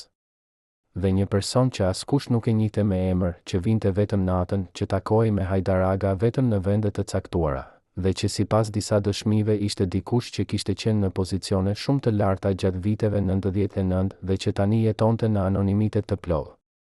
Këta 12 njerëz kishin një gjë të përbashkët, të gjithë e dinin se Hajdar Aga po mbante sekrete që mund të ishin të rrezikshme. Jo sekrete ushtarake, jo plane operacionale, jo dokumente të klasifikuara. Diçka më të thellë. Sekrete për vendime që ishin marrë në heshtje, për marrëveshje që nuk ishin shkruar kurrë, për premtime që ishin dhënë dhe që nuk ishin mbajtur, për tradhtik që ishin toleruar për të mirën më të madhe, për sakrificë që ishin bërë dhe që askush nuk dinte për to, dhe këta njerëz e dinin se nëse këto sekrete do të dilnin në dritë, pasojat do të ishin katastrofike, jo vetëm për Hajdar Aga, por për shumë njerëz të tjerë, për institucione të tëra, për marrëdhënie ndërkombëtare që ishin ndërtuar me vështirësi gjatë viteve. Prandaj ata ruanin heshtjen. Jo sepse u ishte urdhëruar, por sepse e kuptonin se disa gjëra duhet të mbeten të fshehura për të mirën e të gjithëve. Por në fillim të vitit 2018, diçka filloi të ndryshonte. Hajdar Aga po bëhej gjithnjë më i shqetësuar, gjithnjë më i pavetëdijshëm për sigurinë e tij, gjithnjë më i fiksuar me idenë se dikush po e ndiqte, se dikush po e dëgjonte, se dikush po përgatitej të vepronte kundër tij. Mjeku personal e paralajmëroi se këto ishin shenja të stresit të skajshëm, se trupi i tij po reagonte ndaj viteve të presionit të vazhdueshëm, se ai kishte nevojë për pushim të plotë dhe trajtim të specializuar. Por Hajdar Aga refuzoi. Ai tha se kishte diçka që duhej të përfundonte, se kishte njerëz që duhej të takonte, se kishte dokumente që duhej të siguronte. Dhe ai filloi të sillej në mënyrë të çuditshme, të kontrollonte dosjet e tij çdo ditë, të bënte kopje të dokumenteve të caktuara dhe t'i ruante në vende të ndryshme, të shkruante shënime të koduara që askush nuk mund t'i lexonte, të pyeste njerëzit e tij nëse kishin vënë re diçka të pazakontë, nëse kishin dëgjuar diçka të dyshim. Një mbrëmje të shkurtit, ai thiri një takim urgjent me 3 nga njerëzit më të besuar të grupit. Takimi u mbajt në një vend të pazakontë, jo në zyrën e tij, jo në shtëpinë e tij, por në një apartament të vogël që ai e kishte marrë me qira me vite më parë dhe që askush nuk e dinte se i përkiste atij. Kur 3 njerëzit arritën, ata e gjetën Hajdar Aga të ulur në errësirë, me vetëm një llamp të vogël të ndezur, me dosje të shpërndara përreth tij. Ai nuk foli për një kohë të gjatë. Ai thjesht I shikoi, sikur po përpiqej të vendoste nëse mund t'u besonte vërtet. Dhe pastaj, ai tha diçka që I tronditi: "Unë e di se disa prej jush mendojnë se po çmendem. Unë e di se disa prej jush mendojnë se paranoja ime është thjesht një simptom e moshës dhe e stresit. Por unë po ju them se ka diçka reale që po ndodh. Ka njerëz që nuk duan që unë të flas për disa gjëra. Ka njerëz që preferojnë që disa sekrete të mbeten të varrosura. Dhe unë po përgatitem për mundësinë që ata të veprojnë." 3 njerëzit u shqetësuan thellë. Jo sepse mendonin se Hajdar Aga kishte të drejtë, por sepse e panë se ai vërtet besonte në atë që po thoshte. Dhe kjo ishte shqetësuese, sepse Hajdar Aga nuk ishte një njeri që besonte lehtë në teori komplotiste, nuk ishte një njeri që shihte armiq kudo, nuk ishte një njeri që jetonte në frikë. Por tani, ai po tregonte të gjitha këto shenja. Ata u përpoqën ta qetësonin, t'i shpjegonin se nuk kishte asnjë provë për kërcënim real, se ai duhej të pushonte, se ai duhej të merrte trajtim. Por ai nuk dëgjoi. Ai thjesht I falenderoi për ardhjen, u tha se do t'i kontaktonte përsëri kur të kishte nevojë dhe I lëshoi. Dhe kur ata dolën nga ai apartament, të 3 ishin të shqetësuar thellë. Jo për sigurinë e Hajdar Aga nga kërcënime të jashtme, por për gjendjen e tij mendore, për shëndetin e tij, për aftësinë e tij për të vazhduar të jetojë në atë mënyrë. Javët që pasuan, Hajdar Aga u bë edhe më I izoluar. Ai nuk pranonte vizita të paplanifikuara, ai nuk shkonte në vende publike, ai nuk fliste në telefon për çështje të ndjeshme. Ai komunikonte vetëm nëpërmjet mesazheve të shkurtra, shpesh të koduara, shpesh të paqarta. Dhe ai vazhdoi të udhëtonte, por tani ai nuk I thoshte askujt se ku po shkonte, ai ndryshonte planet në minutën e fundit, ai përdorte rrugë të ndryshme çdo herë. Ishte sikur ai po përpiqej të bëhej I pagjurmë, sikur ai po përpiqej të fshihej nga dikush që ai besonte se po e ndiqte. Por kush ishte ai dikush? A ekzistonte vërtet, apo ishte vetëm një fantazmë e krijuar nga stresi dhe paranoja? Grupi I 12 njerëzve nuk e dinte. Disa prej tyre filluan të dyshonin se Hajdar Aga kishte nevojë për ndihmë profesionale, se ai po vuante nga një gjendje që kërkonte trajtim mjekësor. Të tjerë mendonin se mbase ai dinte diçka që ata nuk e dinin, se mbase ai kishte informacion që e bënte atë të shqetësuar me të drejtë. Dhe pastaj erdhi ajo ditë e marsit, kur Hajdar Aga vendosi të udhëtonte drejt Strugës. Ai nuk I kishte thënë askujt për këtë udhëtim deri në minutën e fundit. Ai kishte marrë me vete vetëm një çantë të vogël, por brenda saj kishte dosje që ai kishte mbajtur me vete për javë. Kur ai arriti në pikën kufitare të kafetanës, ai duke I lodhur, I shqetësuar, I tensionuar. Rojet kufitare që e pan atë ditë thonë se ai po kontrollonte çantën e tij vazhdimisht, sikur po sigurohej se gjithçka ishte ende atje, sikur po kishte frikë se dikush mund t'ia kishte marrë. Dhe pastaj, pa asnjë paralajmërim, ai u rrëzua. Trupi i tij nuk dha asnjë shenjë paralajmëruese, asnjë simptom të mëparshme. Thjesht u rrëzua, sikur dikush e kishte shtyrë, sikur dikush i kishte prerë këmbët. Dosjet u shpërndan përreth tij, fletët fluturuan në erë, dokumentet u përzien me pluhurin e rrugës. Kur lajmi arriti te grupi i 12 njerëzve, reagimi ishte i menjëhershëm dhe i koordinuar. Brenda orëve, disa prej tyre ishin në rrugë drejt kaftanës. Të tjerë po bënin thirrje për të siguruar që Hajdaraga të merrte trajtimin më të mirë të mundshëm. Të tjerë po përpiqeshin të siguronin dosjet që ishin shpërndar, të merrnin ato para se dikush tjetër t'i shihte, të siguroheshin që asgjë e ndjeshme të mos binte në duar të gabuara. Por kur arritën atje, ata gjetën se disa nga dosjet tashmë ishin marrë nga autoritetet lokale, disa ishin dërguar te familja, disa mbase ishin humbur përgjithmonë. Dhe ata nuk mund të bënin asgjë, nuk mund të kërkonin ato dosje pa ngritur dyshime, nuk mund të shpjegonin pse ishin aq të rëndësishme, nuk mund të riskuonin të ekspozuar sekretet që ato mbanin. Prandaj ata thjesht pritën, shpresuan dhe u lutën që asgjë e rëndësishme të mos kishte qenë në ato dosje. Por kishte. Sipas një burimi që pretendon se ka parë disa nga ato dokumente para se ato të zhduken, aty kishte letra personale që Hajdaraga kishte shkruar gjatë viteve të krizës, letra që nuk ishin dërguar kurrë, por që shprehnin dyshimet e tij, frikën e tij, barrën e tij. Kishte shënime për takime që nuk ishin regjistruar kurrë zyrtarisht, për biseda që nuk ishin raportuar kurrë, për vendime që nuk ishin shpjeguar kurrë. Kishte kopje të raporteve mjekësore që tregonin se sa keq ishte gjendja e tij shëndetësore dhe se sa kohë mjekët mendonin se ai kishte mbetur. Kishte lista me emra, emra të njerëzve që ai i besonte, emra të njerëzve që ai nuk i besonte, emra të njerëzve që ai mendonte se mund të ishin një kërcënim. Dhe kishte diçka tjetër, një letër të vulosur me instruksione që të hapej vetëm në rast se diçka i ndodhte atij. Por ajo letër nuk u gjet kurrë. Ose u gjet dhe u shkatërrua. Ose u gjet dhe u fshe. Ose mbase nuk ekzistoi kurrë dhe është vetëm një legjendë që ka lindur nga spekulimet e atyre që duan të besojnë se Hajdaraga kishte lënë pas një testament, një zbulim të fundit, një të vërtetë që do të ndryshonte gjithçka. Grupi i 12 njerëzve nuk flet për këtë. Ata nuk japin intervista, ata nuk shkruajnë kujtime, ata nuk ndajnë histori. Ata kanë zgjedhur heshtjen dhe ata do ta mbajnë atë heshtje deri në fund. Sepse ata e dinë se disa sekrete janë shumë të rënda për t'u mbajtur, por janë edhe shumë të rrezikshme për t'u ndarë. Ata e dinë se Hajdaraga besoi te ata dhe ata nuk do ta tradhtojnë atë besim, as tani që ai nuk është më këtu për t'i mbrojtur. Ata e dinë se historia do t'i gjykojë, do të pyesë pse nuk folën, pse nuk zbuluan, pse nuk ndan atë që dinin.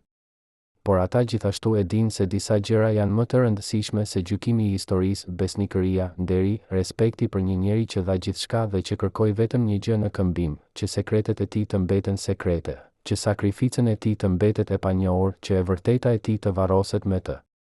A kanë të drejtë? A duhet ne t'i respektojmë këtë zgjedhje? Apo duhet ne të kërkojmë të vërtetën, pavarësisht nga çmimi, pavarësisht nga pasojat, pavarësisht nga tradhtia që kjo mund të përfaqësojë ndaj një njeriu që nuk është më këtu për të mbrojtur veten? Në arkivat e Ministrisë së Mbrojtjes, në një dhomë të mbyllur që kërkon autorizim special për t'u hyrë, gjenden dosje që askush nuk i ka hapur për vite. Këto nuk janë dosje të klasifikuara në kuptimin tradicional, nuk kanë vull sekret apo konfidencial, nuk kanë kode të veçanta, nuk janë të lidhura me operacione ushtarake. Janë thjesht dosje administrative, raporte rutinë, korrespondencë e zakonshme nga vitet e fundit të shekullit të 20. Por brenda tyre, për atë që di ku të shikoj, gjenden gjurmë të një historie që nuk është treguar kurrë, historia e dokumenteve që u shkatëruan, e raporteve që u modifikuan, e vendimeve që u fshehen. Çdo dosje ka një numër referimi, çdo raport ka një datë, çdo dokument ka një nënshkrim. Por ka edhe diçka tjetër, ka boshllëqe, ka mungesa, ka referenca për dokumente që nuk gjenden më, ka përmendja për takime që nuk janë regjistruar, ka aluzione për vendime që nuk janë shpjeguar kurrë. Një arkivist që punoi në atë ministri gjatë viteve 2005 deri në 2010 tregon se një ditë, ndërsa po organizonte dosje të vjetra, ai gjeti diçka të çuditshme. Ishte një raport nga viti 1999 i nënshkruar nga Hajdar Aga, që referonte një dokument tjetër, një analizë e detajuar e situatës kufitare dhe e opsioneve strategjike që vendi kishte në atë moment. Por kur ai kërkoi atë dokument, ai nuk e gjeti. Numri i referencës ekzistonte, data ekzistonte, titulli ekzistonte, por vetë dokumenti mungonte. Ai pyeti kolegët e tij, ai kontrolloi arkivat e tjerë, ai kërkoi në sistemin elektronik. Asgjë. Dokumenti kishte zhdukur.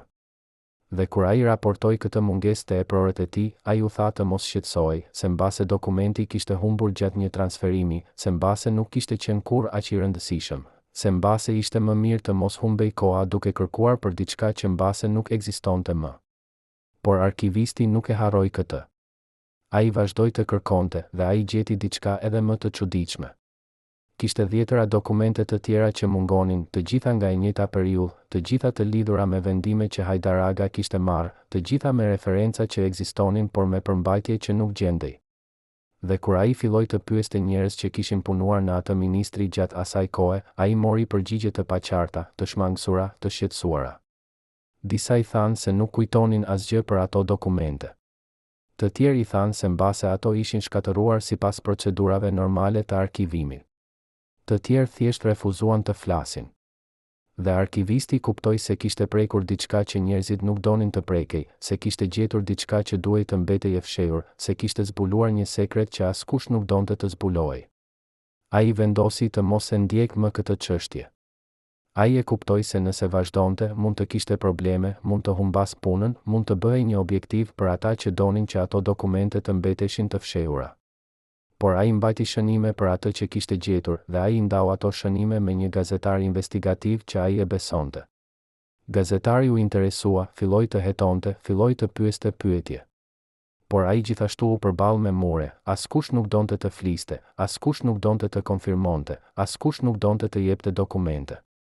Dhe pas disa muajsh, gazetari e braktisi hetimin. Ai tha se nuk kishte mjaftueshëm prova, se nuk kishte mjaftueshëm burime, se nuk kishte mjaftueshëm mbështetje për të publikuar një histori që do të akuzonte institucione shtetërore për fshehje të dokumenteve. Por e vërteta ishte se ai kishte marrë presione të heshtura, presione të indirekte, presione që nuk ishin kërcënime të hapura, por që ishin mjaftueshëm të qarta për ta bërë atë të kuptonte se disa histori nuk duhet të tregohen. Por çfarë ishin ato dokumente që u shkatëruan? Çfarë informacioni mbanin ato që dikush vendosi se duhej të fshihej? Ka disa teori. Një teori thotë se ato dokumente përmbajnë detaje për marrëveshje sekrete që Hajdar Aga kishte bërë me fuqi të huaja, marrëveshje që nuk ishin aprovuar nga parlamenti, që nuk ishin diskutuar me qeverinë e plot, që nuk ishin bërë publike kurrë. Marrëveshje që kishin shpëtuar vendin nga një katastrofë, por që gjithashtu kishin kushtuar diçka, mbase sovranitet në disa çështje, mbase koncesione ekonomike, mbase premtime për bashkëpunim të ardhshëm që nuk ishin mbajtur kurrë.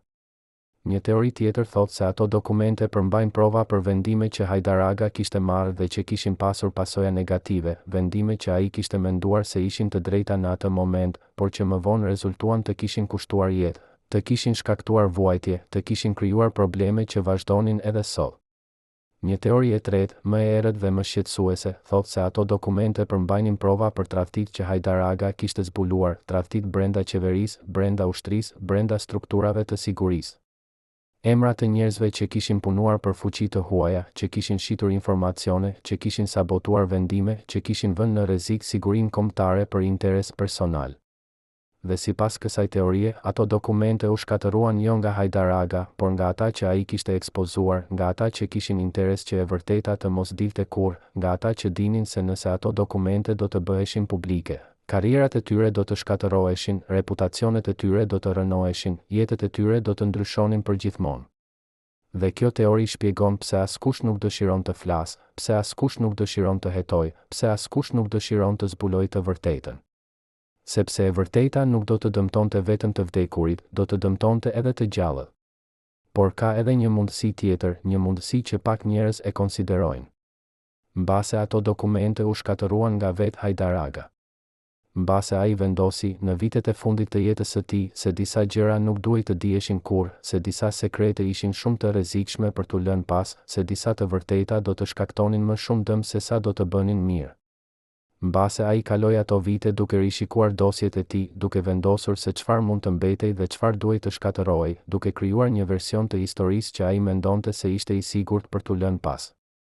Dhe mbase ato dosje që ai mbante me vete në atë udhëtim të fundit drejt Strugës ishin ato që ai kishte vendosur të shpëtonte, ato që ai mendonte se duhej të ruhen, ato që ai donte t'i jepte dikujt që ai besonte se do t'i përdorte me mençuri.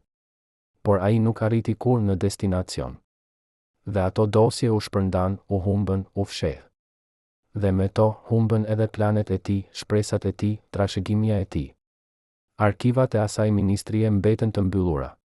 Dosjet që mungojnë mbeten të pagjetur. Pyetjet mbeten të papërgjigjura. Dhe ata pak që dinë diçka vazhdojnë të heshtin.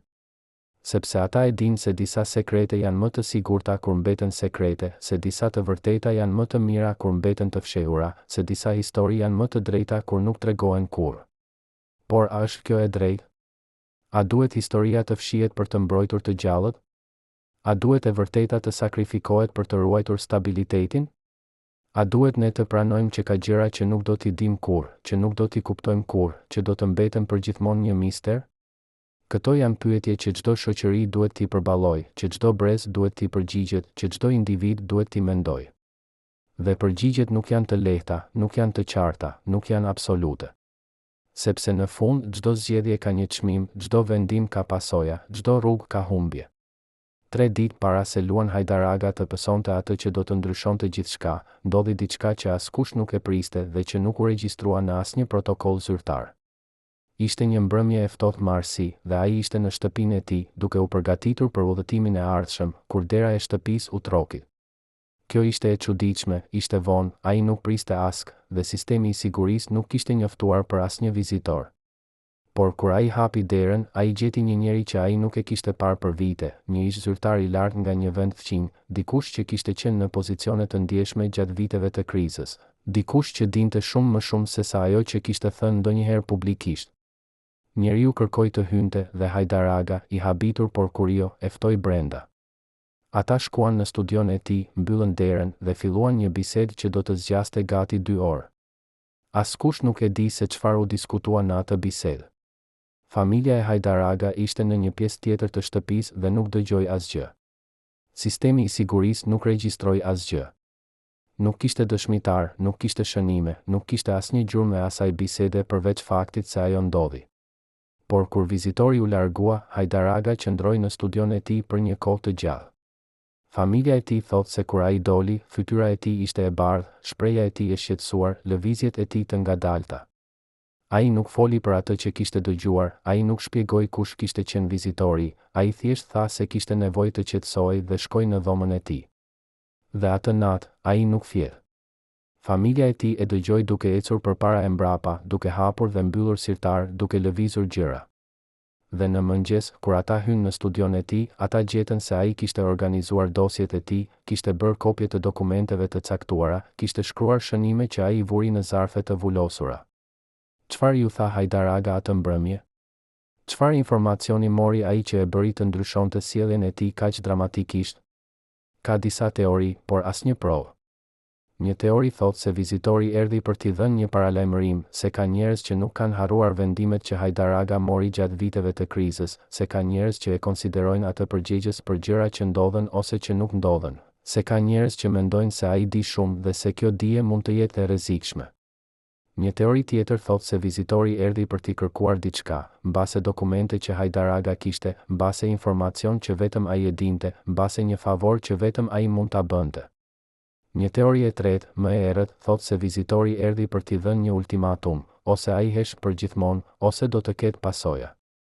Por ka edhe një teori tjetër, një teori që shpjegon shumë nëse është e vërtetë. Sipas kësaj teorie, vizitori nuk erdhi për të kërcënuar Hajdaraga, por për t'i dhënë një mundësi. Ai i tha se ka njerëz që janë të gatshëm të paguajnë shumë para për dokumentet që Hajdaraga kishte, për informacionin që ai dinte, për sekretet që ai mbante. Ai i tha se Hajdaraga mund të jetonte shumë rehat për pjesën tjetër të jetës së tij nëse ai thjesht do të ndante disa nga ato sekrete, nëse ai do të jepte disa nga ato dokumente, nëse ai do të fliste për disa nga ato vendime. Dhe ai i tha se kjo nuk do të ishte tradhtit, do të ishte thjesht e vërteta, do të ishte thjesht historia, do të ishte thjesht drejtësia. por Hajdar Aga refuzoi. Ai tha se ka gjëra që janë më të rëndësishme separat, se ka parime që nuk mund të shiten, se ka besnikëri që nuk mund të tradhtojnë. Dhe vizitori u largua, i zhgënjur, i zemëruar, i vendosur të gjejë një mënyrë tjetër për të marrë atë që ai donte. Nëse kjo teori është e vërtet, atëherë ajo shpjegon pse Hajdar Aga u bë kaq i shqetësuar pas asaj bisede. Ai e kuptoi se nuk ishte më i sigurt, se kishte njerëz që donin atë që ai kishte, se kishte njerëz që nuk do të ndalonin derisa ta merrnin. Dhe ai filloi të përgatitej, jo për të luftuar, sepse ai e dinte se nuk mund të luftonte kundër forcave që ishin kundër tij, por për të siguruar që ato që ai donte të ruhen do të ruheshin, që ato që ai donte të shkatërroheshin do të shkatërroheshin, që ato që ai donte të kalonin te njerëzit e duhur do të kalonin te njerëzit e duhur. Dhe ai filloi të lëvizte shpejt, sepse ai nuk dinte sa kohë kishte, ai nuk dinte kur do të vinin, ai nuk dinte se çfarë do të bënin kur të vinin. Dhe pastaj erdhi ajo ditë e marsit, kur ai vendosi të udhëtonte drejt Strugës. Pse zgjodhi ai atë destinacion? Çfarë kishte atje që ishte aq e rëndësishme? Disa thonë se ai thjesht duhej të mbante një ligjërat në universitet, se ishte një angazhim i zakonshëm, se nuk kishte asgjë të veçantë. Por të tjerë thonë se kjo ishte vetëm një justifikim, se destinacioni i vërtet ishte diçka tjetër, se ai duhej të takohej me dikë, të jepte diçka dikujt, të siguronte diçka diku. Dhe ata thonë se dosjet që ai mbante me vete nuk ishin për ligjëratën, ishin për atë takim, për atë dorëzim, për atë siguri. Por ai nuk arriti kurrë. Ai ra në pikën kufitare dhe gjithçka që ai kishte planifikuar, gjithçka që ai kishte përgatitur, gjithçka që ai kishte shpresuar, u shemb në atë moment. Ka ata që thonë se kjo ishte thjesht një fatkeqësi, një përkim i keq, një tragjedi që mund t'i ndodhte kujtdo. Por ka edhe ata që thonë se ka shumë përkim në këtë histori, se ka shumë pyetje të papërgjigjura, se ka shumë detaje që nuk kanë kuptim. Ata pyesin, pse pikërisht atje? Pse pikërisht në atë moment? Pse pikërisht kur ai po mbante ato dosje me vete? Pse pikërisht kur ai po shkonte drejt një destinacioni që mbase nuk ishte ai që ai kishte deklaruar? Dhe ata sugjerojnë se mbase kjo nuk ishte një fatkeqësi, mbase kjo ishte diçka tjetër, mbase ka njerëz që dinë më shumë se sa po thonë, mbase ka sekrete që mbeten të fshehura edhe sot. Por këto janë vetëm spekulime, vetëm teori, vetëm dyshime. Nuk ka prova, nuk ka dëshmitar, nuk ka dokumente që konfirmojnë asgjë. Ka vetëm pyetje, vetëm mistere, vetëm errësirë. Pas 4 muajsh në spital, pas 4 muajsh lufte për jetën, pas 4 muajsh shpresë dhe dëshpërimi, Luan Hajdar Aga u dorëzua. Trupi i tij, që kishte duruar aq shumë, që kishte përballuar aq shumë presion, që kishte mbijetuar aq shumë kriza, nuk mund të duronte më. Në një mëngjes të hershëm të një dite të hënë të korrikut të vitit 2018, zemra e tij ndaloi së rrahuri. Ai kishte luftuar deri në fund, ai kishte refuzuar të dorëzohej, ai kishte mbajtur shpresën edhe kur mjekët nuk kishin më shpresë. Por në fund, edhe forca më e madhe ka një kufi. Edhe vullneti më i fortë nuk mund të mposhtë gjithçka. Edhe njeriu më i fortë duhet të pranojë se ka gjëra që janë përtej kontrollit të tij. Dhe Hajdar Aga e pranoi këtë në atë mëngjes, kur ai la pas jetën, familjen, sekretet, barën që ai kishte mbajtur për aq kohë.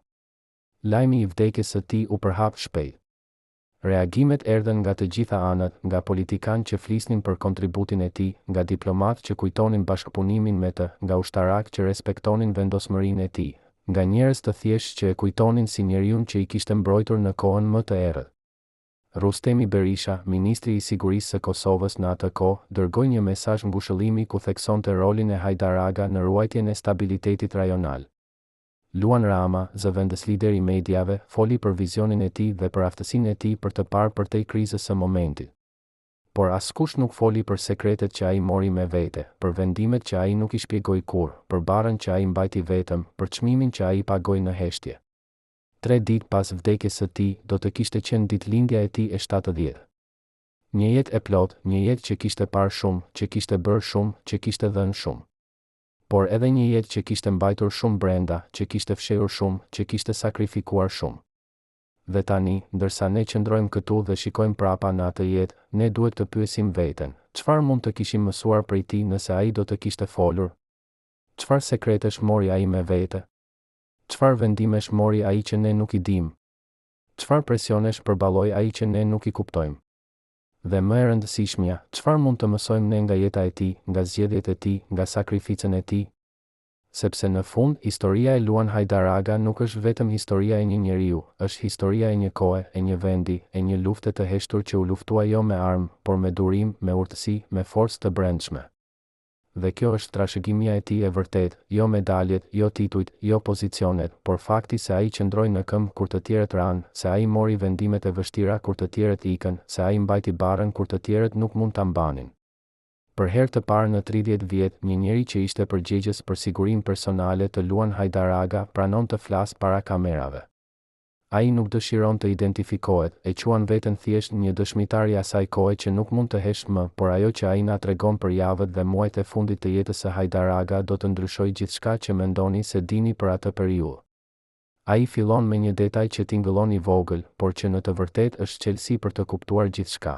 Në janar të vitit 2018, Hajdar Aga filloi të mbante një ditar të koduar. Jo një ditar i zakonshëm ku shkruante mendimet e tij, por një sistem të sofistikuar shënimesh ku ai regjistronte çdo takim të pazakont, çdo telefonat të dyshimt, çdo incident që e bënte të ndihej i vëzhguar. Ai përdorte një kod që vetëm ai e kuptonte, një përzierje të inicialet, datave të kthyera mbrapsht dhe referencave që kishin kuptim vetëm për atë që njihte historinë e tij personale.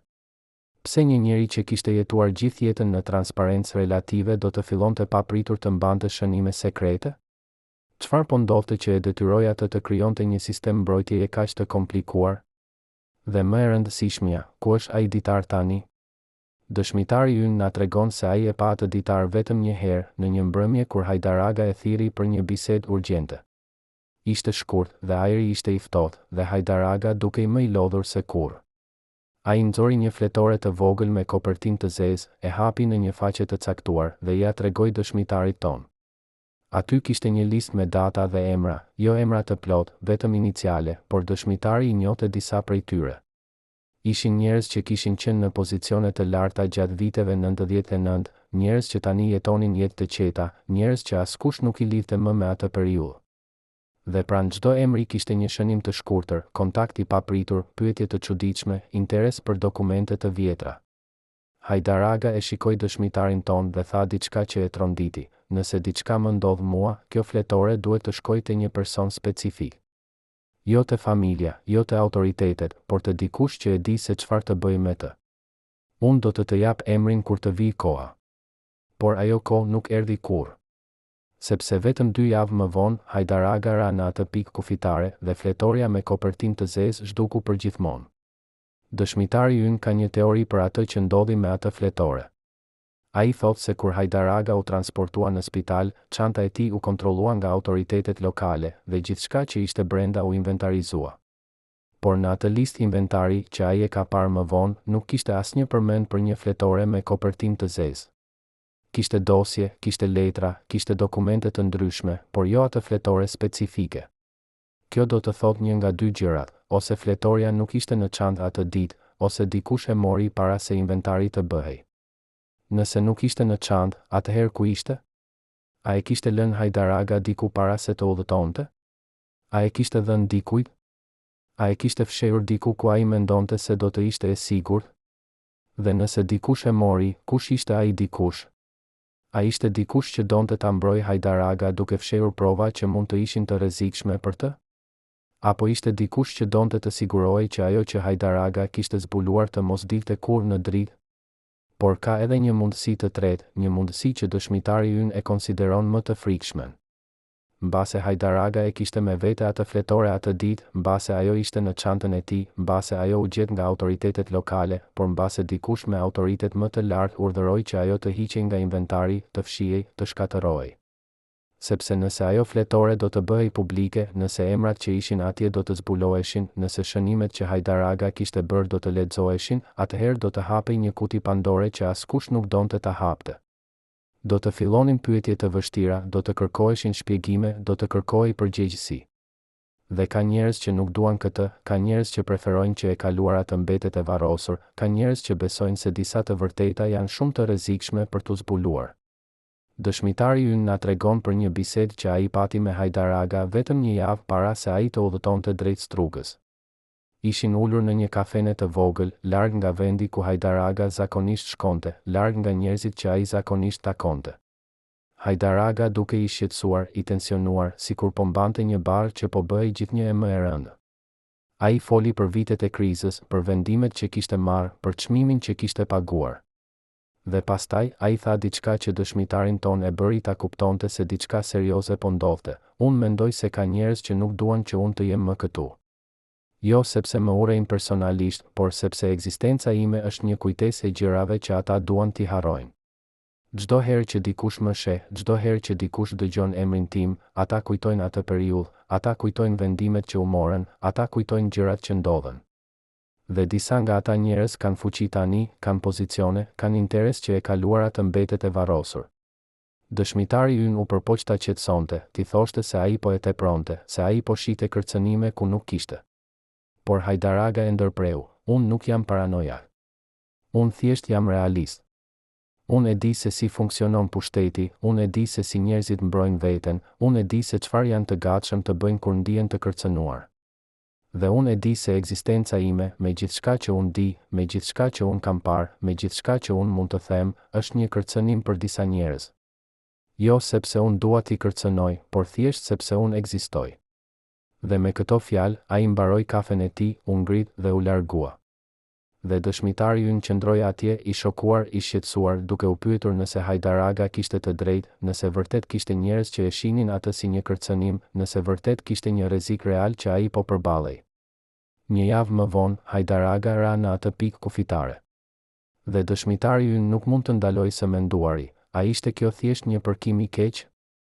Apo ishte diçka më e errët, diçka më e planifikuar, diçka që Hajdar Aga e kishte parashikuar por që nuk kishte mundur ta parandalonte? Ai nuk ka prova, ai nuk ka dokumente, ai nuk ka asgjë konkrete që të mbështesë dyshimet e tij. Por ai ka një ndjenjë që nuk e lë të qetë, një ndjenjë që diçka nuk ishte siç dukej, që ka një histori më të thellë që askush nuk po e tregon, që ka një të vërtetë që mbetet e fshehur. Dhe ai ka vendosur të flasë, edhe pse e di se kjo mund të ketë pasoja për të, edhe pse e di se ka njerëz që nuk do të jenë të lumtur që ai po flet, edhe pse e di se ka sekrete që disa preferojnë të mbeten sekrete për gjithmonë. Por çfarë mund të bëjmë ne me këtë dëshmi? Si mund ta verifikojmë? Si mund ta dimë nëse ai po thotë të vërtetën, apo nëse ai thjesht po shpreh dyshime që nuk kanë bazë në realitet? Këto janë pyetje të vështira, pyetje që nuk kanë përgjigje të lehta. Por ajo që ne e dim është kjo, Luan Hajdar Aga jetoi një jetë të jashtëzakonshme, një jetë plot me vendime të vështira, një jetë ku ai mori përgjegjësi që pak njerëz do të kishin guximin t'i merrnin. Ai mbrojti vendin e tij në momentin më kritik, ai parandaloi një katastrofë që mund të kishte shkatëruar gjithçka, ai pagoi një çmim personal që ishte shumë më i lartë se sa dikush mund ta imagjinonte. Dhe ai e bëri këtë në heshtje, pa kërkuar lavdërim, pa pritur mirënjohje, pa lënë pas një trashëgimi të dukshme. Por trashëgimia e tij është atje, e fshehur në vendimet që ai mori, në krizave që ai parandaloi, në jetëve që ai shpëtoi. Dhe kjo është diçka që ne nuk duhet ta harrojmë kurrë, pavarësisht nga misteret që mbeten, pavarësisht nga pyetjet që nuk kanë përgjigje, pavarësisht nga sekretet që ai mori me vete. Në rrënojat e një ndërtese të vjetër në qendër të kryeqytetit, në një bodrum që pak njerëz e dinë se ekziston, gjenden tunele që u ndërtuan në vitet 50 dhe që u përdorën për dekada si rrugë evakuimi për zyrtar të lartë në rast emergjence. Këto tunele nuk janë në asnjë hartë zyrtare, nuk janë të dokumentuara në asnjë arkiv publik, nuk janë të njohura nga publiku i gjerë. Por ata që punuan në strukturat e sigurisë gjatë viteve 99 i njohin mirë. Dhe ata din diçka tjetër, din se Luan Hajdar Aga i kontrollonte këto tunele personalisht çdo muaj, se ai sigurohej që ato të ishin të pastëruara dhe funksionale, se ai kishte plane të detajuara për se si do të përdoreshin në rast krize. Por çfarë nuk din shumica është se Hajdar Aga kishte krijuar edhe diçka tjetër në ato tunele, një dhomë të vogël, të fshehur, ku ai mbante dokumente që ai konsideronte shumë të rëndësishme për t'i lënë në zyrën e tij, shumë të ndjeshme për t'i mbajtur në shtëpi, shumë të rrezikshme për t'i besuar dikujt tjetër. Kjo dhomë ekziston ende sot. Ajo është e mbyllur me një derë metalike që kërkon një kod që vetëm Hajdar Aga e dinte. Brenda saj, sipas atyre pak që pretendojnë se e kanë parë, gjenden raftet plot me dosje, me letra, me dokumente që datojnë nga vitet e krizës. Ka raporte që nuk u dorëzuan kurrë zyrtarisht, ka letra që nuk u dërguan kurrë, ka shënime që nuk u ndan kurrë me ask. Ka analiza të situatës që Hajdar Aga i bëri vetë, pa ndihmën e ekspertëve, pa këshillimin e kolegëve, vetëm duke përdorur inteligjencën e tij dhe përvojën e tij. Ka lista me emra të njerëzve që ai besonte, emra të njerëzve që ai nuk i besonte, emra të njerëzve që ai mendonte se ishin një kërcënim. Ka kopje të marrëveshjeve që u bën në fshehtësi, të premtimeve që u dhanë por që nuk u mbajten, të tradhtive që u zbuluan por që nuk u ndëshkuan. Por më e rëndësishmja, sipas atyre që pretendojnë se e dinë, në atë dhomë gjendet edhe diçka tjetër, një letër e vullosur me instruksione të qarta që të hapet vetëm në rast se Hajdar Aga vdes në rrethana të dyshimta. Kjo letër, sipas legjendës që qarkullon ndër ata pak që dinë për ekzistencën e asaj dhome, përmban emrat e atyre që Hajdar Aga konsideronte përgjegjës për presionet që ai përballoi, për kërcënimet që ai mori, për rreziqet që ai përjetoi. Përmban detaje për incidente që nuk u raportuan kurrë, për komplote që u zbuluan por që u mbuluan, për vendime që u morën në fshehtësi dhe që kishin pasoja që vazhdonin edhe sot. Përmban të vërtetën që Hajdar Aga nuk guxoi ta thoshte kur ishte gjallë, por që ai donte të sigurohej se do të dilte në dritë nëse diçka i ndodhte atij. Por a ekziston vërtet kjo letër? A është kjo vetëm një legjendë, një mit që ka lindur nga dëshira e njerëzve për të besuar se ka një të vërtetë të fshehur që pret të zbulohet? Apo është diçka reale, diçka që gjendet atje në atë dhomë të errët, duke pritur që dikush me guxim të hap atë derë, të thyejë atë kod, të lexojë atë që Hajdar Aga la pas? Ne nuk e dim. Sepse askush nuk ka hyrë në atë dhomë që kur Hajdar Aga vdiq. Askush nuk ka guxuar, askush nuk ka pasur autorizimin, askush nuk ka ditur kodin. Dera mbetet e mbyllur, dhoma mbetet e errët, sekretet mbeten të fshehura. Dhe ka ata që thonë se kjo është mënyra që duhet të jetë, se disa gjëra duhet të mbeten të fshehura për gjithmonë, se disa të vërteta janë shumë të rrezikshme për t'u zbuluar. Por ka edhe ata që thonë se kjo është e padrejtë, se historia ka të drejtë të dijë të vërtetën, se njerëzit kanë të drejtë të kuptojnë se çfarë ndodhi vërtet gjatë atyre viteve kritike. Ata thonë se nëse ajo letër ekziston, ajo duhet të hapet, të lexohet, të publikohet. Ata thonë se nëse Hajdar Aga la pas një testament, një zbulim të fundit, një të vërtetë që ai donte të dilte në dritë, atëherë ne kemi detyrimin moral ta respektojmë dëshirën e tij, ta nderojmë kujtimin e tij duke bërë atë që ai donte të bëhej. Por të tjerët kundërshtojnë. Ata thonë se Hajdar Aga, nëse vërtet la një letër të tillë, e la atë me kushte specifike, që të hapej vetëm në rast se ai vdiste në rrethana të dyshimta. Dhe me qenë se vdekja e tij u konsiderua zyrtarisht si një incident mjekësor natyral, atëherë kushti nuk është përmbushur dhe letra duhet të mbetet e vullosur për gjithmonë. Por çfarë janë rrethana të dyshimta? Kush vendos nëse kushti është përmbushur apo jo? A është mjaftueshëm fakti se Hajdar Aga vetë shprehte shqetësime për sigurinë e tij javë para se të vdiste? A është mjaftueshëm fakti se ai mbante një ditar të koduar kur regjistronte incidente të dyshimta? A është mjaftueshëm fakti se ka njerëz që besojnë se ka diçka më shumë në historinë e vdekjes së tij sesa ajo që u raportua zyrtarisht? Këto janë pyetje që nuk kanë përgjigje të lehta, që nuk kanë zgjidhje të qarta, që nuk kanë konsensus. Dhe ndërsa ne debatojmë këto pyetje, ajo dhomë mbetet e mbyllur, ajo letër mbetet e vullosur, ajo e vërtet mbetet e fshehur. Dhe koha kalon dhe njerëzit që dinin diçka vdesin dhe mundësia për të zbuluar të vërtetën bëhet gjithnjë më e vogël, derisa një ditë, mbase, do të jetë shumë vonë dhe sekretet e luan Hajdar Aga do të humbasin për gjithmonë. Por mbase kjo është mënyra që ai e donte. Mbase ai e dinte se disa të vërteta janë shumë të dhimbshme për t'u zbuluar, se disa sekrete janë shumë të rrezikshme për t'u ndarë, se disa histori janë më mirë të mbeten të patreguar. Mbase ai besonte se shoqëria nuk ishte gati për të dëgjuar atë që ai kishte për të thënë, se njerëzit nuk ishin gati për të përballuar pasojat e zbulimit të asaj të vërtete, se vendi nuk ishte gati për të hapur plagë të vjetra që kishin filluar të shëroheshin.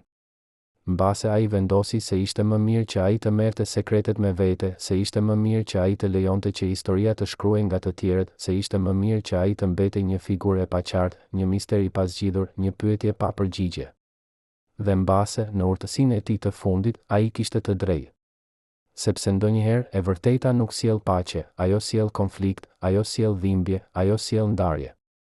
Dhe mbase Hajdar Aga, që kishte kaluar gjithë jetën duke u përpjekur të mbante vendin të bashkuar, të qetë, të sigurt, vendosi se edhe në vdekje, ai do të vazhdonte ta mbante atë paqe, edhe nëse kjo do të thotë që e vërteta e tij do të mbetet e fshehur për gjithmonë. Në ditët që pasuan vdekjen e Luan Hajdar Aga, diçka e çuditshme filloi të ndodhte. Njerëz që nuk kishin folur për vite, që kishin jetuar në heshtje, që kishin mbajtur sekretet e tyre me kujdes, filluan të dalin në dri. Jo të gjithë njëherësh, jo në mënyrë të koordinuar, por ngadalë, me kujdes, sikur po testonin ujërat, sikur po shikonin nëse ishte e sigurt të flisnin tani që Hajdar Aga nuk ishte më këtu. Disa prej tyre ishin ish kolegë që kishin punuar me të gjatë viteve të krizës. Të tjerë ishin njerëz që e kishin njohur personalisht, që kishin qenë miq të tij, që kishin ndarë momente private me të. Të tjerë ishin thjesht njerëz që kishin informacion, që kishin parë diçka, që kishin dëgjuar diçka, që kishin një copë të enigmës që ishte jeta e Hajdar Aga. Një nga këta njerëz ishte një ish diplomat që kishte punuar ngushtë me Hajdar Aga gjatë negociatave të vështira të viteve 99. Ai tregoi për një incident që nuk ishte raportuar kur zyrtarisht, një takim që kishte ndodhur në një hotel në një kryeqytet të huaj, ku Hajdar Aga kishte takuar një përfaqësues të një fuqie të madhe. Takimi kishte qenë i tensionuar, plot me kërcënime të heshtura, plot me presione të fshehura. Përfaqësuesi i kishte thënë Hajdar Aga se vendi i tij duhej të zgjidhte, ose do të ishte me ta, ose do të ishte kundër tyre. Nuk kishte rrugë të mesme, nuk kishte kompromis, nuk kishte mundësi për të qëndruar neutral. Hajdar Aga kishte dëgjuar në heshtje dhe pastaj kishte thënë diçka që e kishte habitur përfaqësuesin: ne nuk zgjedhim anë. Ne zgjedhim të mbijetojmë. Dhe nëse kjo do të thotë që ne duhet të zhgënjejmë të gjithë, atëherë kështu do të jetë. Përfaqësuesi kishte u zemëruar, kishte kërcënuar me pasoja, kishte paralajmëruar se vendi do të paguante një çmim të lartë për këtë qëndrim. Por Hajdar Aga nuk ishte tundur. Ai kishte dalë nga ai takim duke ditur se kishte bërë armiq të fuqishëm, por gjithashtu duke ditur se kishte mbrojtur interesat e vendit të tij. Një person tjetër që foli ishte një gazetar i pensionuar që kishte ndjekur karrierën e Hajdar Aga për vite. Ai tregoi për një bisedë që kishte pasur me Hajdar Aga në vitet e fundit të jetës së tij, kur ai po përpiqej të shkruante një biografi për të. Hajdar Aga kishte qenë i hapur për shumë gjëra, por kishte refuzuar kategorikisht të fliste për disa tema specifike. Kur gazetari kishte insistuar, kishte pyetur pse, Hajdar Aga kishte thënë diçka që e kishte bërë atë të kuptonte se kishte kufi që nuk duhej të kapërceheshin. Ka gjëra që unë kam bërë që unë nuk jam krenar për to, ka vendime që unë kam marrë që unë do të doja t'i kisha marrë ndryshe. Por ato vendime u morën në një kontekst që ju nuk e kuptoni, në një situatë që ju nuk e keni përjetuar, në presione që ju nuk mund t'i imagjinoni. Dhe nëse unë do t'i shpjegoja ato vendime tani, pa atë kontekst, pa atë situatë, pa ato presione, ato do të dukeshin të gabuara, të parsyeshme, të pafalshme. Prandaj unë zgjedh të mos i shpjegoj. Unë zgjedh të lë që historia të më gjykojë pa u mbrojtur, sepse çdo mbrojtje që unë mund të jap do të ishte e pamjaftueshme. Një mjek që e kishte trajtuar Hajdar Aga gjatë viteve të fundit tregoi për gjendjen e tij shëndetësore, për sa keq ishte vërtet, për sa shumë ai vuante por nuk e tregonte. Ai tregoi se Hajdar Aga kishte pasur episode të shumta të dhimbjes së fortë, të vështirësive në frymëmarrje, të dobësisë së skajshme. Por ai kishte refuzuar të shkonte në spital, kishte refuzuar të merrte trajtim të duhur, kishte refuzuar të ngadalsonte ritmin e jetës së tij. Kur mjeku e kishte paralajmëruar se trupi i tij nuk mund të duronte më shumë, se ai po rrezikonte jetën e tij, Hajdar Aga kishte thënë diçka që mjekun e kishte lënë pa fjalë: unë nuk kam frikë nga vdekja. Unë kam frikë nga jeta e gjatë ku unë nuk mund të bëj asgjë, ku unë jam i varur nga të tjerët, ku unë nuk kam më kontroll mbi jetën time. Nëse unë duhet të vdes, le të vdes duke bërë diçka që ka kuptim, duke qenë dikush që ka vlerë, duke lënë pas diçka që ka rëndësi. Jo duke u shtrirë në një shtrat spitali, duke pritur fundin, duke u bërë një barë për familjen time. Këto dëshmi, këto histori, këto fragmente të jetës së Hajdar Aga filluan të krijojnë një portret më të plot të njeriut që ai ishte, jo një hero pa të meta, jo një figurë perfekte, por një njeri i vërtet me dyshime, me frikëra, me dobësi. Një njeri që bëri gabime, që mori vendime të vështira, që pagoi çmime të larta. Por gjithashtu një njeri që kishte parime, që kishte guxim, që kishte përkushtim ndaj diçkaje më të madhe se vetja e tij.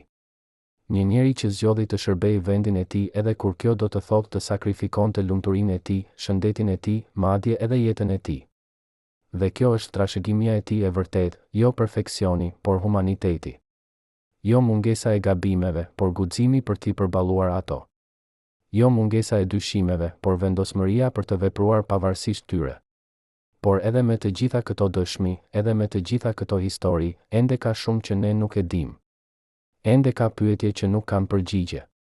Ende ka sekrete që mbeten të fshehura. Dhe mbase kjo është mënyra që duhet të jetë.